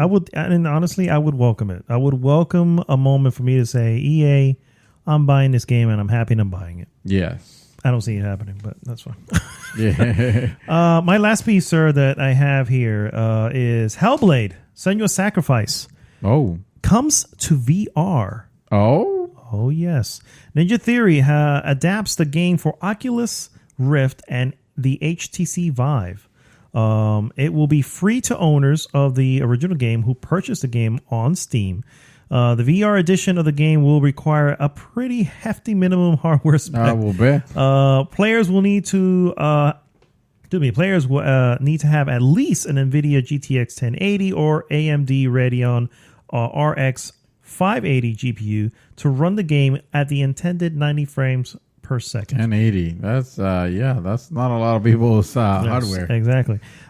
So my thing is, the reason I bring this particular story up is I don't know if that game already freaks me out in ways because of the way the voices are already around you. Now you're in first person doing Maybe this. That's the idea. That's the idea. Now you are Senua. And you are, going insane and whatever. I gotta say, cool. It sounds cool. I'm curious to see what. Sounds like a good experience. Yeah. A couple of rapid fires here. So I already mentioned about No Man's Sky. So Halo Infinite, it's looking like it might not support Xbox Play Anywhere, which is the initiative that lets you play. It lets you buy the game once and you play it on PC. Which, if true, I'm hoping this was a mistake that they forgot to add it on their website. No. They confirmed this. Oh, they confirmed that it was a mistake? No, I'm asking you. No. I'm saying I hope they didn't. Oh, okay. I thought you were saying no. This is true. No. Okay, so hello. You need a reason to buy an Xbox. And if you can play it anywhere else, why would you buy an Xbox? True. They need to make it. They need to make it the way they want to make it. But that will be a super shitty move. No, in the sense that it will, because think about it. They have this. Every company has done this, bro. I know, but you know that Microsoft have been kind of the offshoot in this one where they have allowed it. Yeah, only because they have to. No, but you're contradicting yourself, because if they have to, that means that they should be locking this shit up. Had to, only because they had to. Oh, I think when the next generation comes around, there's going to be a huge boost for them. I don't think it's going to be. I think honestly, this next generation, I kind of agree with a lot of people thinking this is going to be the last one. One and two, I also think that both of them are going to be neck to neck throughout the majority of that generation, because PlayStation, I don't think Sony is not. I don't think it's going to be stupid to do something ridiculously consumer negative, and I think Microsoft has obviously learned a lesson from this last generation. I think they're both just going to be competing. It's going to be a competition throughout, and guess what, in order for that to happen, you have to have a reason to buy an Xbox. Well, this sounds like an interesting hot topic of the week. Yes, it does. B, you seem to be forgetting one crucial aspect. Yes. Microsoft owns the PC environment. So it doesn't matter where they sell it, they're still winning. Which at the end of the day, if it's about making money, it's still okay. And that is considering the Xbox is still making money. I would say you would be losing more money, wasting money on making consoles if no one's buying them. True. Well, then maybe you don't ramp up the production as crazily. Perhaps. Because at the end, again, it's making money. It doesn't matter where the money's coming from. I would argue, yes, I would agree with you there that with the PC, yes, you can just sell it. But I would also say I think there are far more console gamers that are wanting a Halo versus PC gamers that are wanting. No, that's what I'm trying to say. That guys, you got to get it to them. You got to give people another reason to come back. But yeah, no doubt there. What I was gonna say is that I feel like Microsoft, if they were to suddenly take away, like they handed this, and people say, well, this is weird because you wouldn't want to hand your exclusive game to PC games because now there's really no reason to buy an Xbox, and yet you're doing it, and it's cool because I bought the versions of Forza Horizon and stuff like that, and I can play it on my Xbox or I can play it on the PC, and I'm super happy with that. I don't feel like you can revert that back. If you revert that back, now you have a situation where you're being a complete asshole, Which at the end to the minority who even are aware. It's not a minority. It's a lot of it. No. I'm saying to the minority who even know of that's the situation going on. I really believe that. We kind of the minority can be vocal. I know they can be. Don't get me wrong. They sound like the majority, but they're not. They are probably far from it. I really believe that we kind of are in a bubble. We're aware of a lot of this news, and I think you and I have had conversations with people who are also gamers who are unaware of so many little things, and it's just like, how do you not know this? And then I have to kind of stop and look at myself and go, all right, well, I'm on the forums. I'm looking at the news. I'm doing this all the time. They obviously are not. Right. They are and I don't want to call them casual because they definitely are not casual, but they are not. They're not into the industry of all the information yet. Yeah. So, and I think that speaks volumes that they are the majority out there who are just, I don't really know. Oh, I know maybe a little about it, but I don't care. Whatever. I agree. I agree with that, certainly. I just don't see Microsoft taking that stand, right now, because fair enough. First of all, it's not yes, Halo is big for them, but it's definitely not what it used to be. Halo 5 even went. Have you seen it charting, or have you heard anybody speak about Halo 5 right now? And that game is semi-recently. I'm talking about 2016. I have not. So but I would argue, is there a bigger Xbox branded title than Halo? I feel like they could be. I'm sure they could be at one point, but I don't think there is one now. No. Maybe Gears? Yeah, I can see. I can see. And Gears came out on PC and on Xbox, and it did fine. Remember, they're still not losing money. None of this is to say they're still selling consoles or anything like that. They're not in first place, but they're still making. They're doing good compared. Yeah. No, definitely. I'm not saying that they're not. And if anybody could get away from, because another thing is like, just because you release it on PC doesn't mean that, then I don't need an Xbox. Yeah, you might still need an Xbox if you have a crappy PC or if you don't care about PC gaming. So which is another subject entirely. Definitely. Yeah. So I'm not. Listen, I'm not. I would not like that the Microsoft to be backtracking. I would not think they will do just of the backlash. They can't afford to have bad backlash because, of course, it basically so far this was almost cratered that brand, early enough. So to start doing it, I feel like it's too early. Maybe there will come a time where they will lock that shit down again when they can actually become the console, the recoup the first place or whatever the hell you want to call it. Yeah. They seem to have a good strategy. Again, this is coming on it should probably be the next topic of the week, or soon topic of the week, because they seem to have a strategy of we're gonna cover the hype, the hardcore with a gaming machine that will be able to do everything and the not so hardcore with a machine that can stream.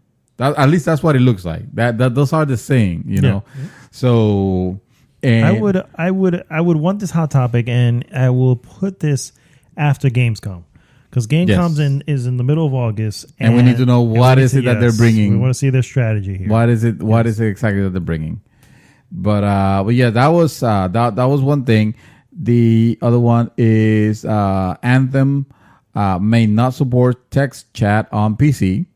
So that I feel I mentioned it just because you kind of expect it, to have it. Mm-hmm. If it's just communication by mic, I mean, it'll be ideal, if everybody had mics, but not everybody has mics, unfortunately. But I feel with this game, then you might have to just get a mic. Yeah. And I mean, if it's that type of, I've always had this thing when it comes to the text chat. It's like, look, if this is the type of game that you need to tell me something quick, text chat may not be the way, because one, it's going to take you a little longer to send the message, and two, I got to stop and read it.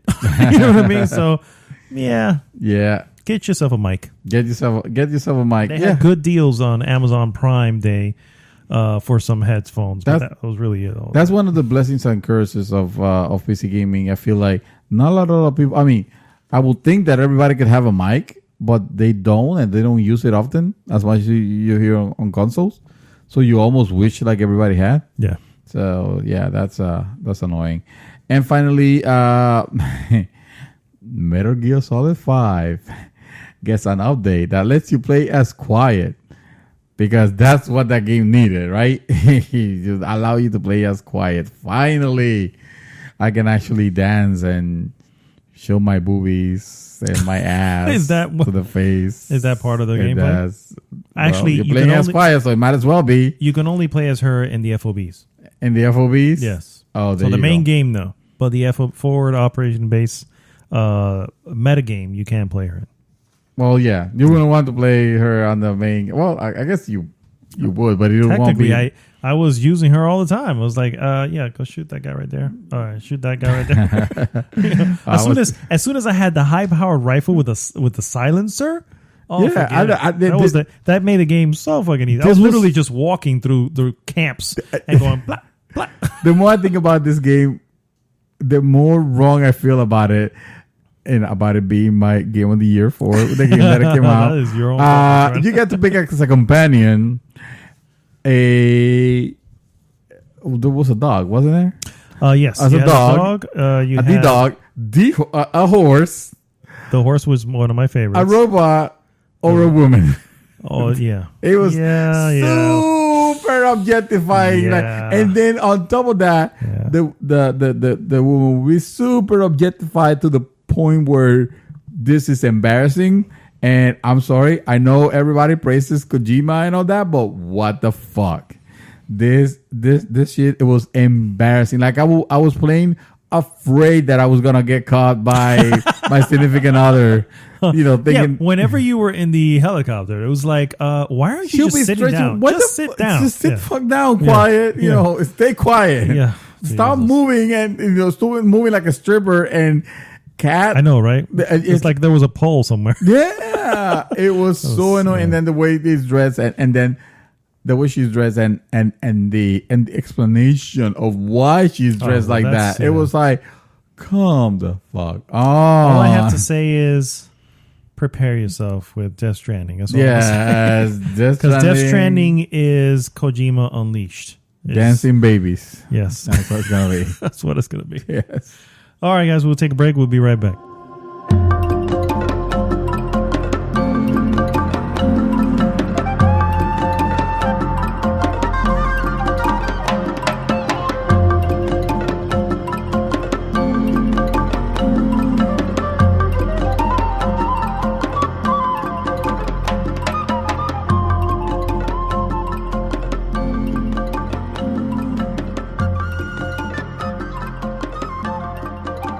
Hello everyone, this is the one, the only Kaox Reaper coming at you recorded. Because live we can't do it just yet. Well, I'm dying to do it again. Here I am, telling like I see it about the hot topic of the week, overhype. Now, I've boarded my fair share of overhyped trains. I've driven overhyped trains, but is it something that we should stand for? You know, do we stand for this overhype? Do we accept it and then just get disappointed? It hasn't happened once. It hasn't happened twice. It's happened a lot, and I venture that it's going to keep happening. You know, a lot of these developers that have all these ideas, you know, and they want to put it in the game, but then time crunches or whatever reason they can't put it in, or somehow it doesn't work, or it's broken and they need more time, but they don't have it. They release it without the feature, and now you have a public expecting this 1, 2, 3 features, and now they're not there. Now they're selling half a game, quarter of a game. You know, it's broken, it's this and that, because overhypeness covers more than just unfinished. It covers broken, bugs, you know, the lack of QA testing. You know what I'm saying? Or literally just straight up lying to your audience. No Man's Sky. You know what you understand? No Man's Sky is getting this new update that's going to be what the game was supposed to be 2 years ago. Not 2 years ago.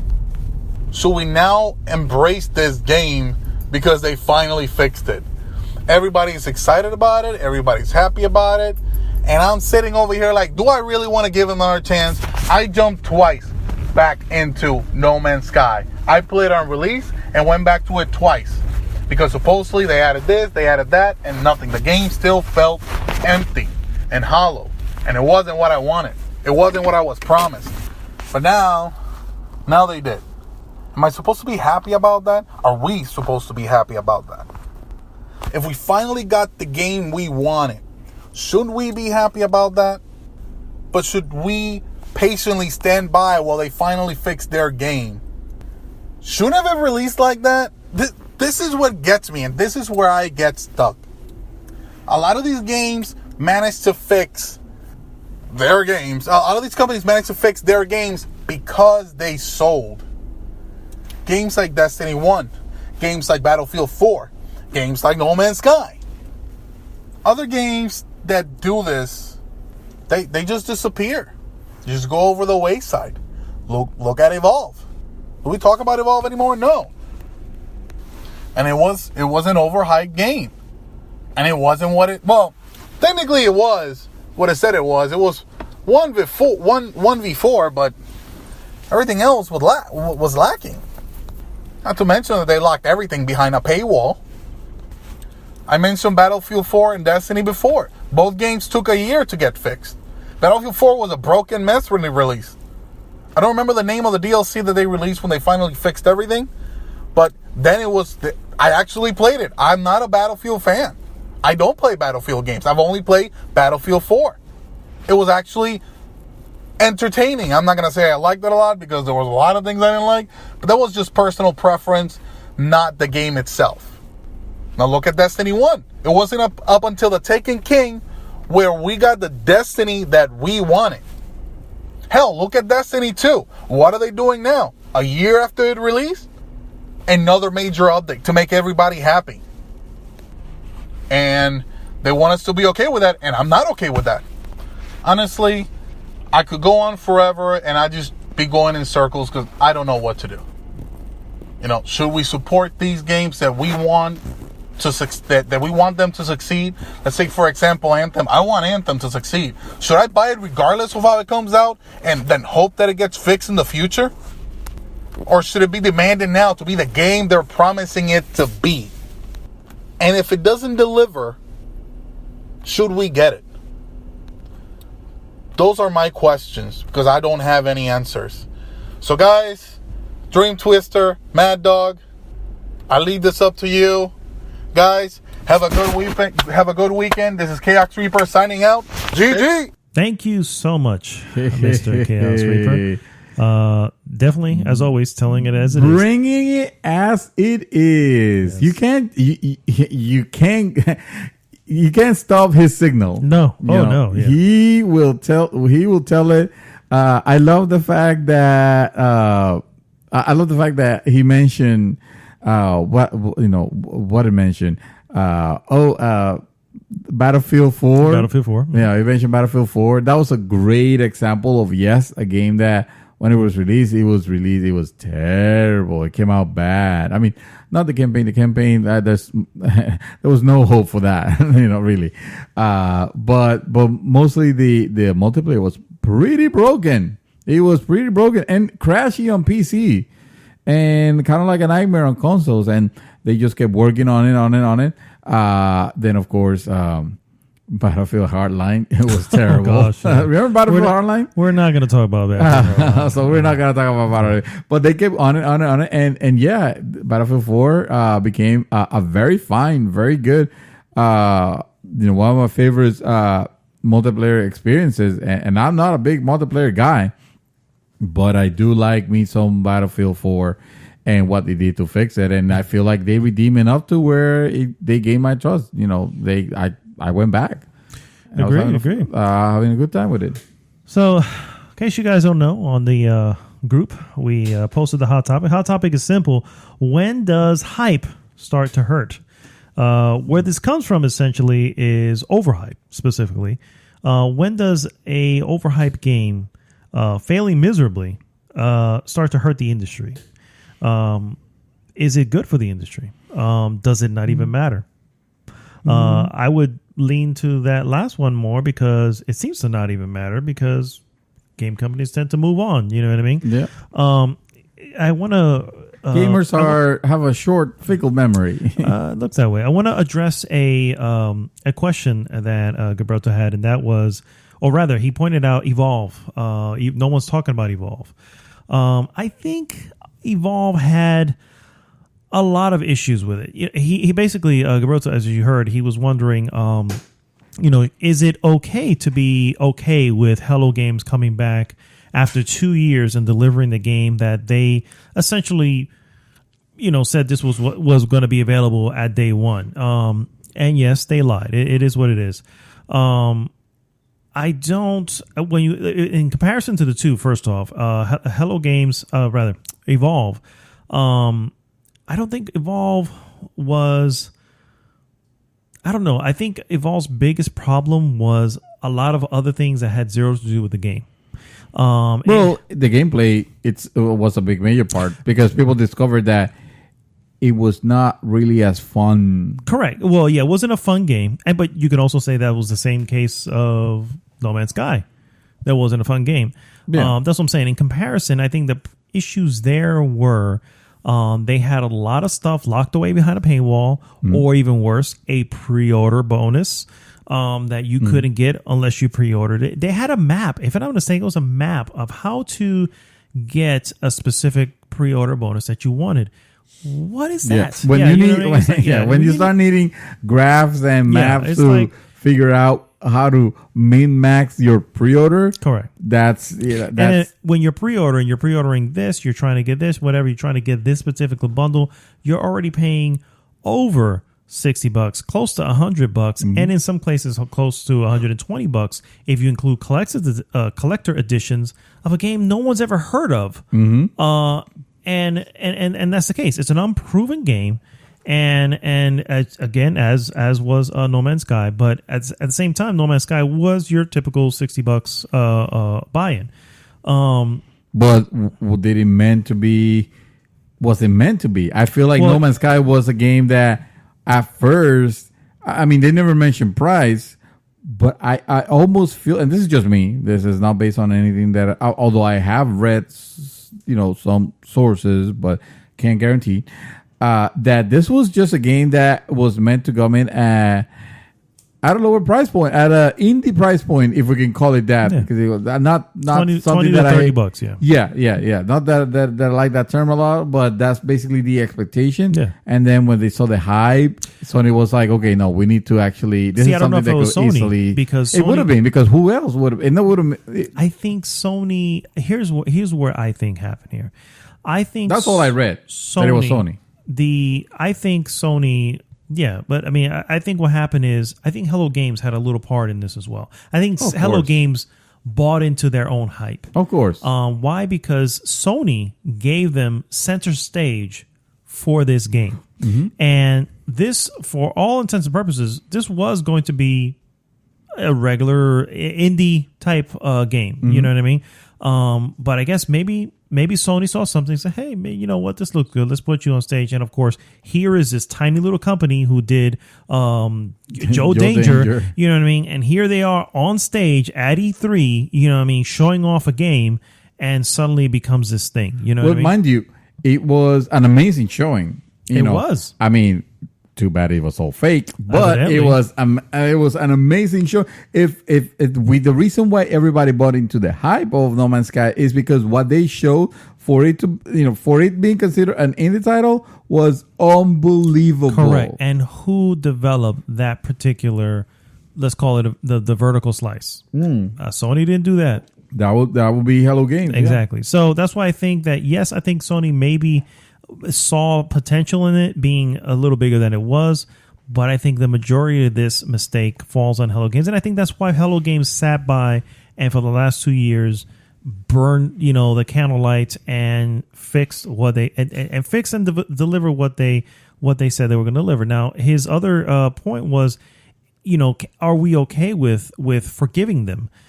For this thing. And I'm like, honestly, that's personal. You know what I mean? Yeah. If you bought the game at $60 when it first came out and you were burned, and here they are 2 years later, hey guys, we're delivering that game that you wanted, 2 years ago. If that, you get a free irates patch. you in any way, then no, screw them. Yeah. You don't have to ever buy anything from them again. Mind you, they are fixing what you hated in the first place. Correct. The fact that it was broken. Not that I'm not saying that this is the right thing, but it's better. It's better to have this than to have the Spore situation. When Spore came out, this is a game from EA, and it was from I want to say it was from Firaxis, the makers of the Sims games.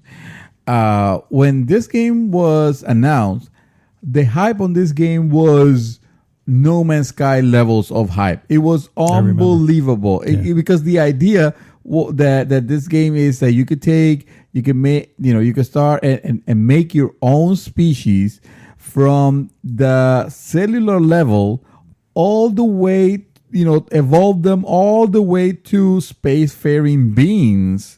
It sounded, it boggles the mind.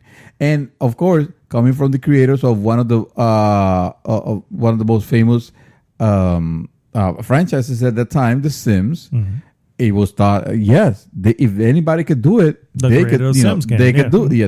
Maxis, I think it was Maxis, not Firaxis, sorry, Maxis. Oh, double check this for me, please. I don't want to get it wrong. My mic is going out. Okay, and we're back.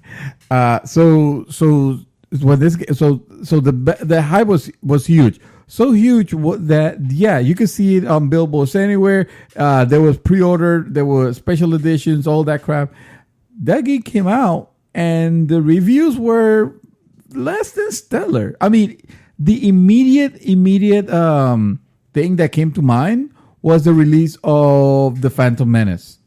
When the Star Wars: The Phantom Menace, when it came out, where it was so high, it was the next big thing. It was the next Star Wars. Oh my god! Then you saw it in the movie theaters, and then you came out of the movie theater wanting to lie to yourself that what you saw was what you expected, what you wanted, when in reality it was nowhere that. It was a disappointment. It was a disappointment. It is developer Maxis. Maxis, there you go. Sorry. I do have to point out here that I've just stumbled upon some information for Spore, and they carry a 9 out of 10 on Steam and an 84% Metacritic. And 84%. And with all that, this game like completely splatted. Because even the creator, they actually have a character creator that was released first. It has some spin-off for the different consoles of that era. I think there was even a Game Boy game that might have been a Game Boy Advance game or something like that. And it didn't save it. No. Who hears about sport? Who's playing sport now? Oh, I'm sure nobody. Yeah, exactly. I mean, that's not true. I'm sure there's maybe a small faction of sport is not getting sold. Let's put it this way. I don't think they're not selling copies of sport right now. At least not in retail. Maybe downloadable. They could have definitely. And if it is, it's definitely downloadable only. But it's another proof of something that is super hype that is never gonna meet the expectation, because that's the problem. At the end of the day, it doesn't meet your expectation. Correct. Well, and in that case, who is? I mean, yes, we can looking at Hello Games. Clearly, there was a expectation laid by the developer based on whatever that they were saying. Oh, you're going to be able to do this. Yes, you can do that. Of course, you can do that. Yeah, or you're going to be able to do this. All this stuff that wasn't available. That is clear. However, the game came out. People knew early on. Oh, actually, you know what? No, let me stop that. Let me go back. Before the game came out, there are always previews, and I always follow up on these previews. And to be honest with you, the majority of them were, guys, temper expectations. This is not what you're expecting. And the game release, and guess what?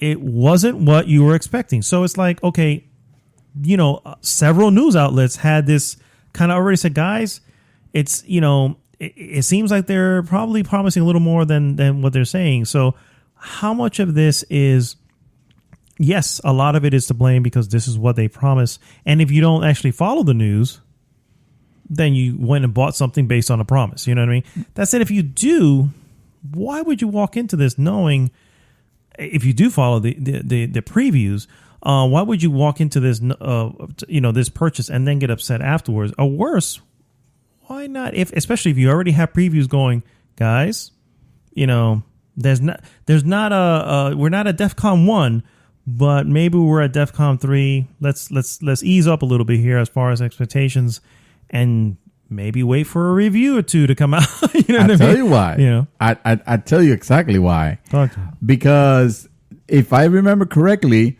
all this preview, and preview events and actual hands-on gameplay happened very late in the developing cycle. This was when the game was about like a few weeks after, before releasing. Every point behind that, I mean, at that point, this hype train is going too fast. You cannot stop it with suddenly saying, oh shit, maybe this game is not what we expected. Hey guys, just so you know, hello, because at that point it was too late. It was too close to release, and the news was out there that this was the second coming of Christ of games. That so this was going to be. The media will share a little bit of this blame as well. Well, the media will always share because, I mean, we are to blame as well. We bought into the hype. Believed it, blinded, because that's the thing, right? When trailers get released, when you see something on E3, especially after we have seen so many times the Ubisoft downgrades, the famous downgrades that they used to make, exactly, the vertical slice, we should come with real expectation that, hey, Anthem is looking killer.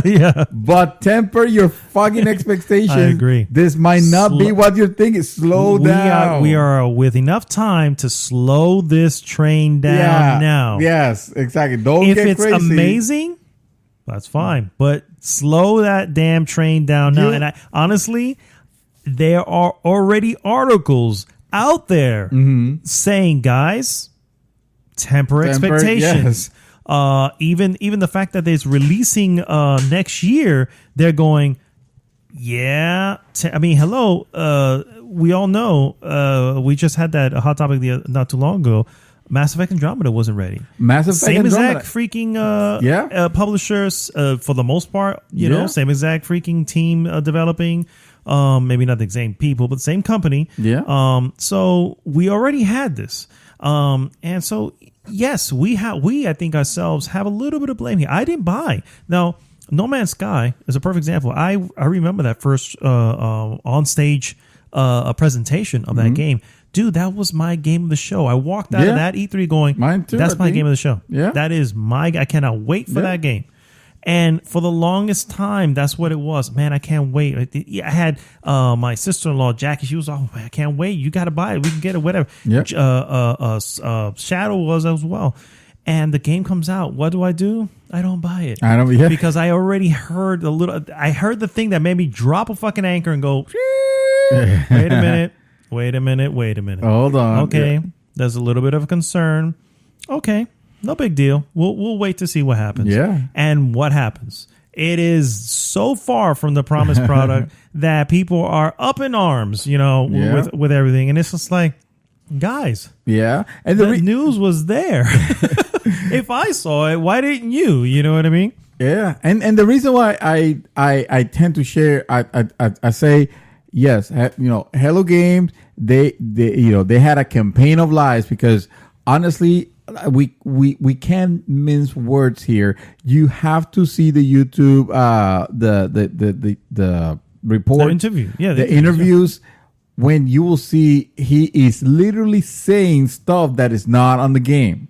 So maybe it's there now. Maybe 2 years ago, now, but and for the last 2 years, it has not been there yet. Yeah, and some of the stuff is not even there still. So that's that. Sony had a campaign of hype. So if Hello Games had a campaign of light, Sony had a campaign of hype because they gave us front center stage. They gave it actually several. It was not even one. It was several times. They give it time frame on their conferences and on their December thing that they do. PSX, yeah. The PSX, to show the game.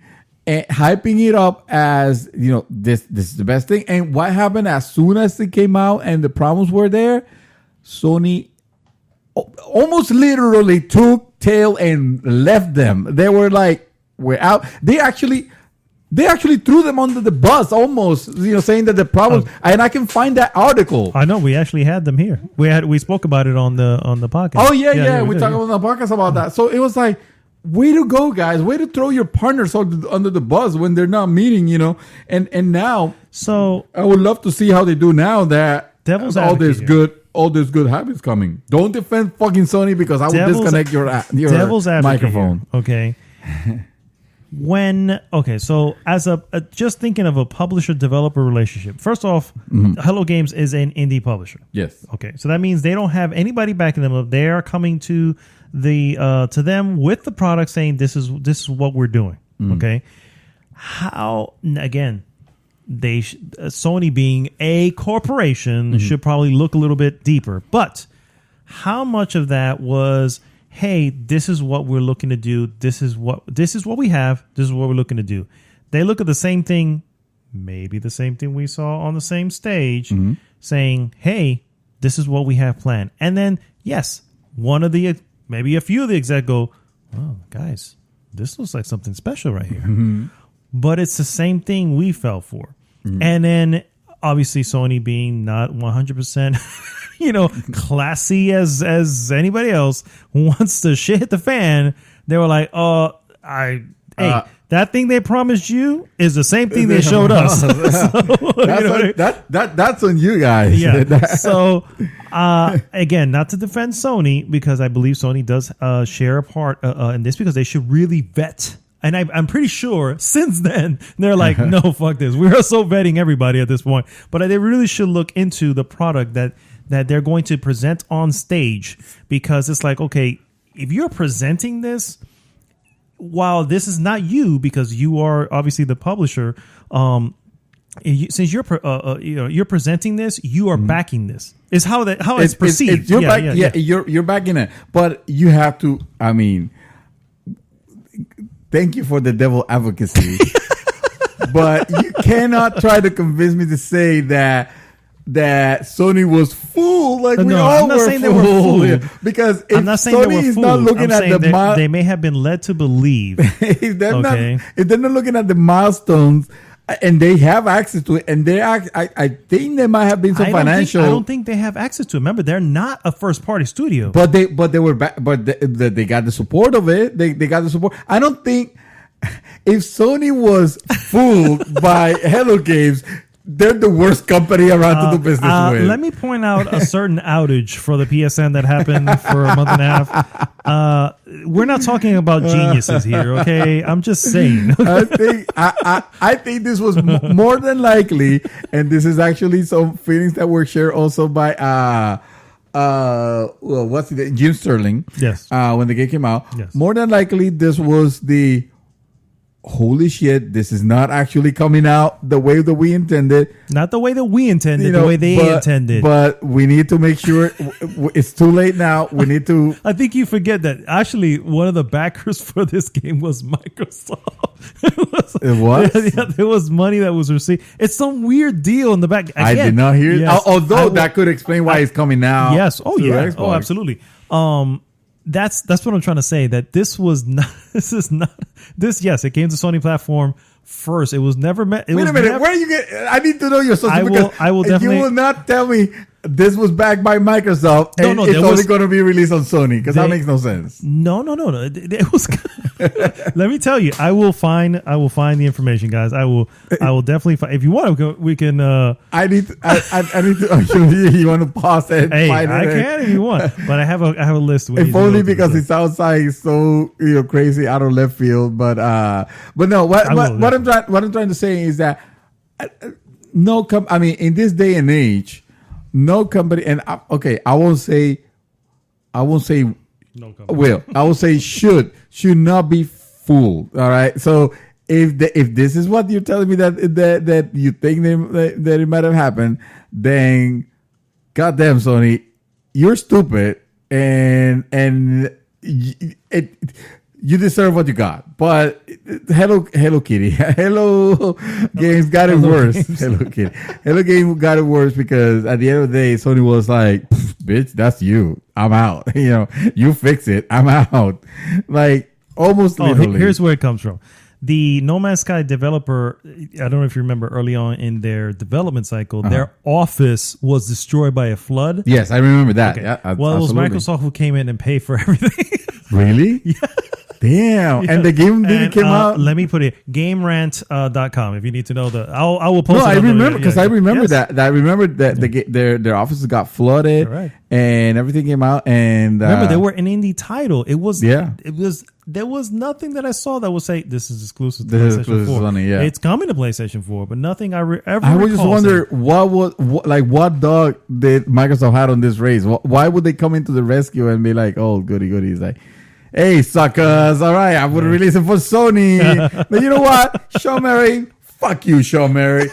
Good thing that it happens to you. I mean, I'm glad that things are turning around, but I bet you could not sleep for the last 2 years, and I'm glad now. I'm sure he had a total of 100 hours sleep in the last 2 years. It's a joke. I am one of the few that are not one of the few. I am glad that the ship is turning, and I hope, and I really hope that they keep developing and making it better into something that is very special.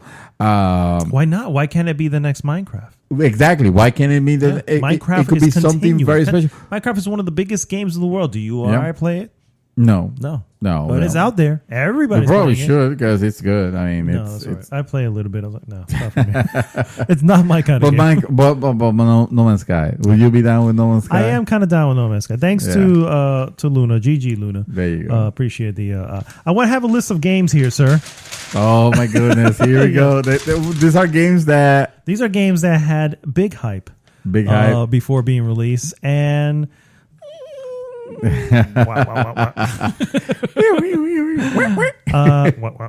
So, do you remember a little title called Rise, Son of Rome? Holy shit! Yes. Of course, start with a Microsoft one. Well, that was unintentional. I just happy. That was a happy coincidence. Happy accident. No, Rise, Son of Rome. I would have given you a Halo. Rise, Son of Rome. I don't know. Was that really hype? It was, because it was supposed to be a major launch title for the Xbox One. Now, remember, when I hear hype, I mean everybody wants this game. Not everybody. Keep in mind, you're talking about that side of the field.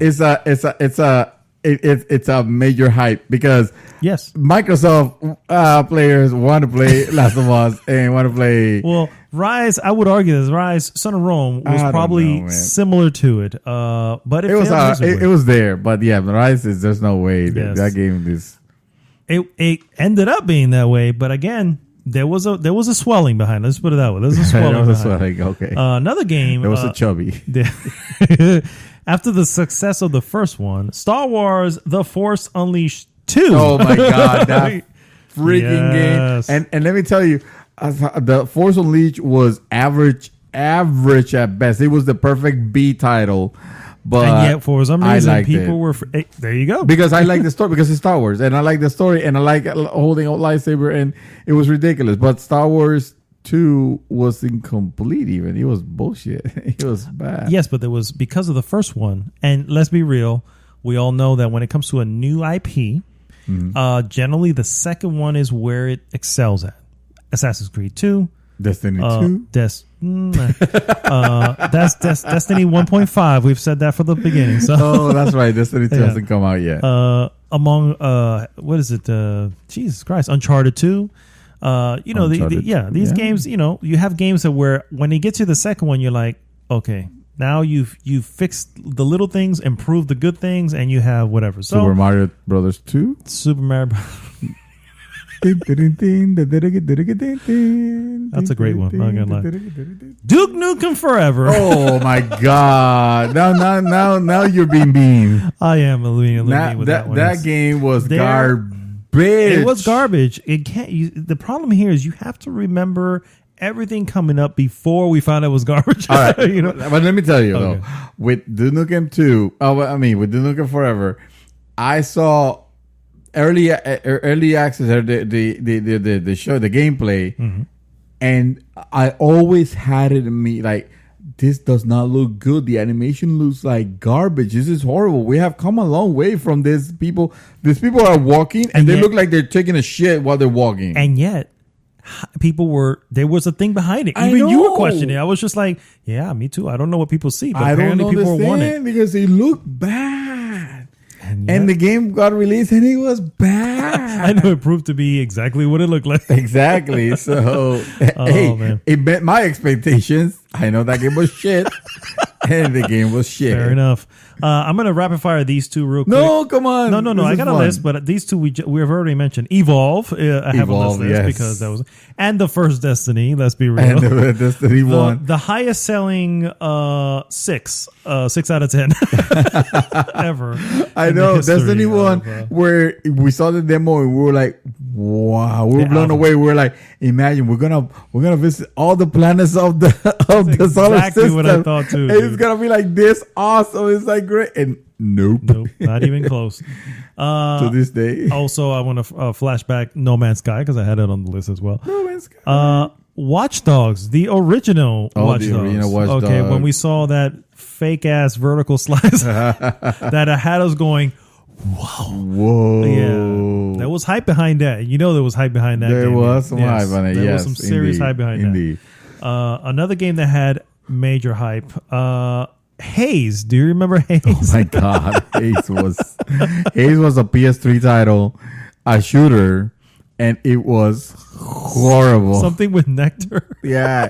You injected yourself. First of all, you're a druggie. You're a junkie. Injected yourself with nectar that was the name of the drug. Yes. To suddenly have like quick reflexes and everything you get when you get high. Of course. We all know. Yes. That's what that stuff gives you. The Order 1886. OF freaking G. Yes. The Order 20. I forgot about that game. I did not, mofo.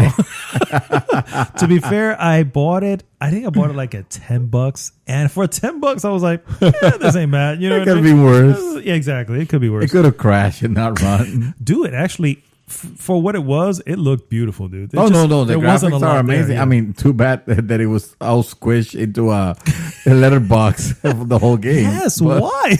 That was the weirdest. Because the beautiful graphics could not be rendered at 1080p. They actually had to make their own fake resolution. You know what? I'm going to lean back on your side now here and say, you know what? I think this was a little bit of Sony. Because Sony gave this game, or I guess gave the opportunity to make a huge AAA game to a company or a development team that made games for the PSP. You know what I mean? Who is it? Colin Moriarty. Yeah. Colin Moriarty said it early on. This is, I think, we're back. He was still on an IGN. That he goes, guys, I'm saying just the grain of salt here and all, but there's reason to be concerned. He kept saying that for some reason they are so into the tech. You know what I mean? They're like, look how that looks. Look how the thing. Flows the lighting was amazing. Yeah. The detail, the texture was amazing. And that's why I have to argue. You gave it to a team who never had the opportunity to make stuff like this and just got like so involved with how it looked and forgot to make a game. So that's what happened there. Hey, if the Microsoft Pirates game is not there, I'm gonna be upset. The Microsoft Pirates game. Yeah, the one that came out just like recently. Like Sea of Thieves? Sea of Thieves. Right now, that game was super hyped by Microsoft, probably because there wasn't anything else. I don't know if that would qualify yet. Like, I think it needs more time for it before it becomes. It needs more official. cowbell. Yeah. It needs more cowbell. It needs more cowbell. Yeah. No, the last one, my friend, and you're gonna love this one because it's your favorite game of all time. Oh, don't even mess with me. Alien Colonial Marines. Oh my God, Alien Colonial Marines was a disaster. Yeah, it was pretty bad. Disaster. Did you know there was news recently? Yes, I know. I was just going to bring that up too. Okay, you bring it up because it was hilarious. It was ridiculous. So essentially, a modder discovered that there was a typo in the code for one line of code. A one line of code for tether. They spelled tether wrong, essentially, on the line of code. Tether is spelled Tether. Somebody spelled it Teather. And that particular line of code sat within what controls the AI of the game. So he went in and corrected said code of and for some now, admittedly, he doesn't say that this fixes the game. No, exactly. It doesn't make the game totally great with great graphics and all. Yeah. That said, the AI acts significantly better after the correction of this code. And yes, I found it hilarious, which is why I saved that the last one there. Alien Colonial Marines. Another lie from Gearbox Software, which they from the bringers of Duke Nukem Forever. Yeah. They also brought you Battleborn. Battleborn, exactly. They also brought you Battleborn. Remember Battleborn? Me neither. And also they brought you Aliens Colonial Marine. And Borderlands 2, which admittedly Borderlands 2 was great. That's the one game they're hanging their hat on, dude. I think they destroyed their reputation and all these other games just to make Borderlands 2. So I don't trust. I do not trust anything from Gearbox Software. Anything. If they are publishing, like I've heard they're publishing coming soon game. I don't remember which one it was, but I'm not touching that shit until I see reviews. Show me the receipt is what I will say. Because I am not touching a Gearbox Software game. Well, sir, that brings us to the end of any final thoughts on the hot topic. No, the hot topic. It's not, guys. We're not ragging on the fact that it's bad. It's not bad to get angry or to get hyped. Sorry, a game just like we get hyped on movies. We saw a trailer. Absolutely. It looks it looks awesome. I can tell you right now, Man of Steel Amazing trailer. Amazing trailer. And good movie. Was good. The movie was good. Movie was good. The trailer was better. Batman versus Superman, on the other hand. Oh, for the love. There was nothing good about that shit. But that's okay, because Shazam is coming in. That's gonna fix everything. At least they just showed you what they're doing. Yeah, of course, because I mean, what was DC missing but Fortnite dances? Why not? I mean, come on, that somebody in tights. And yeah, exactly. Shazam. No, so just be realistic about your expectations. And I say this to myself. I tend to get hype about movies and then get sorely disappointed. With movies, I forgive myself a little bit because it's just I just wasted 2 hours. A little bit more subjective, yeah. When it comes to games are they're an investment. You know, I don't have. I don't know about you. I don't have $60 to throw away. You know, so you know, Anthem's coming. I know Battlefield 5 is coming and all that. I like what I see. Maybe check out reviews. I know people. This is okay, and I'm gonna leave it at this.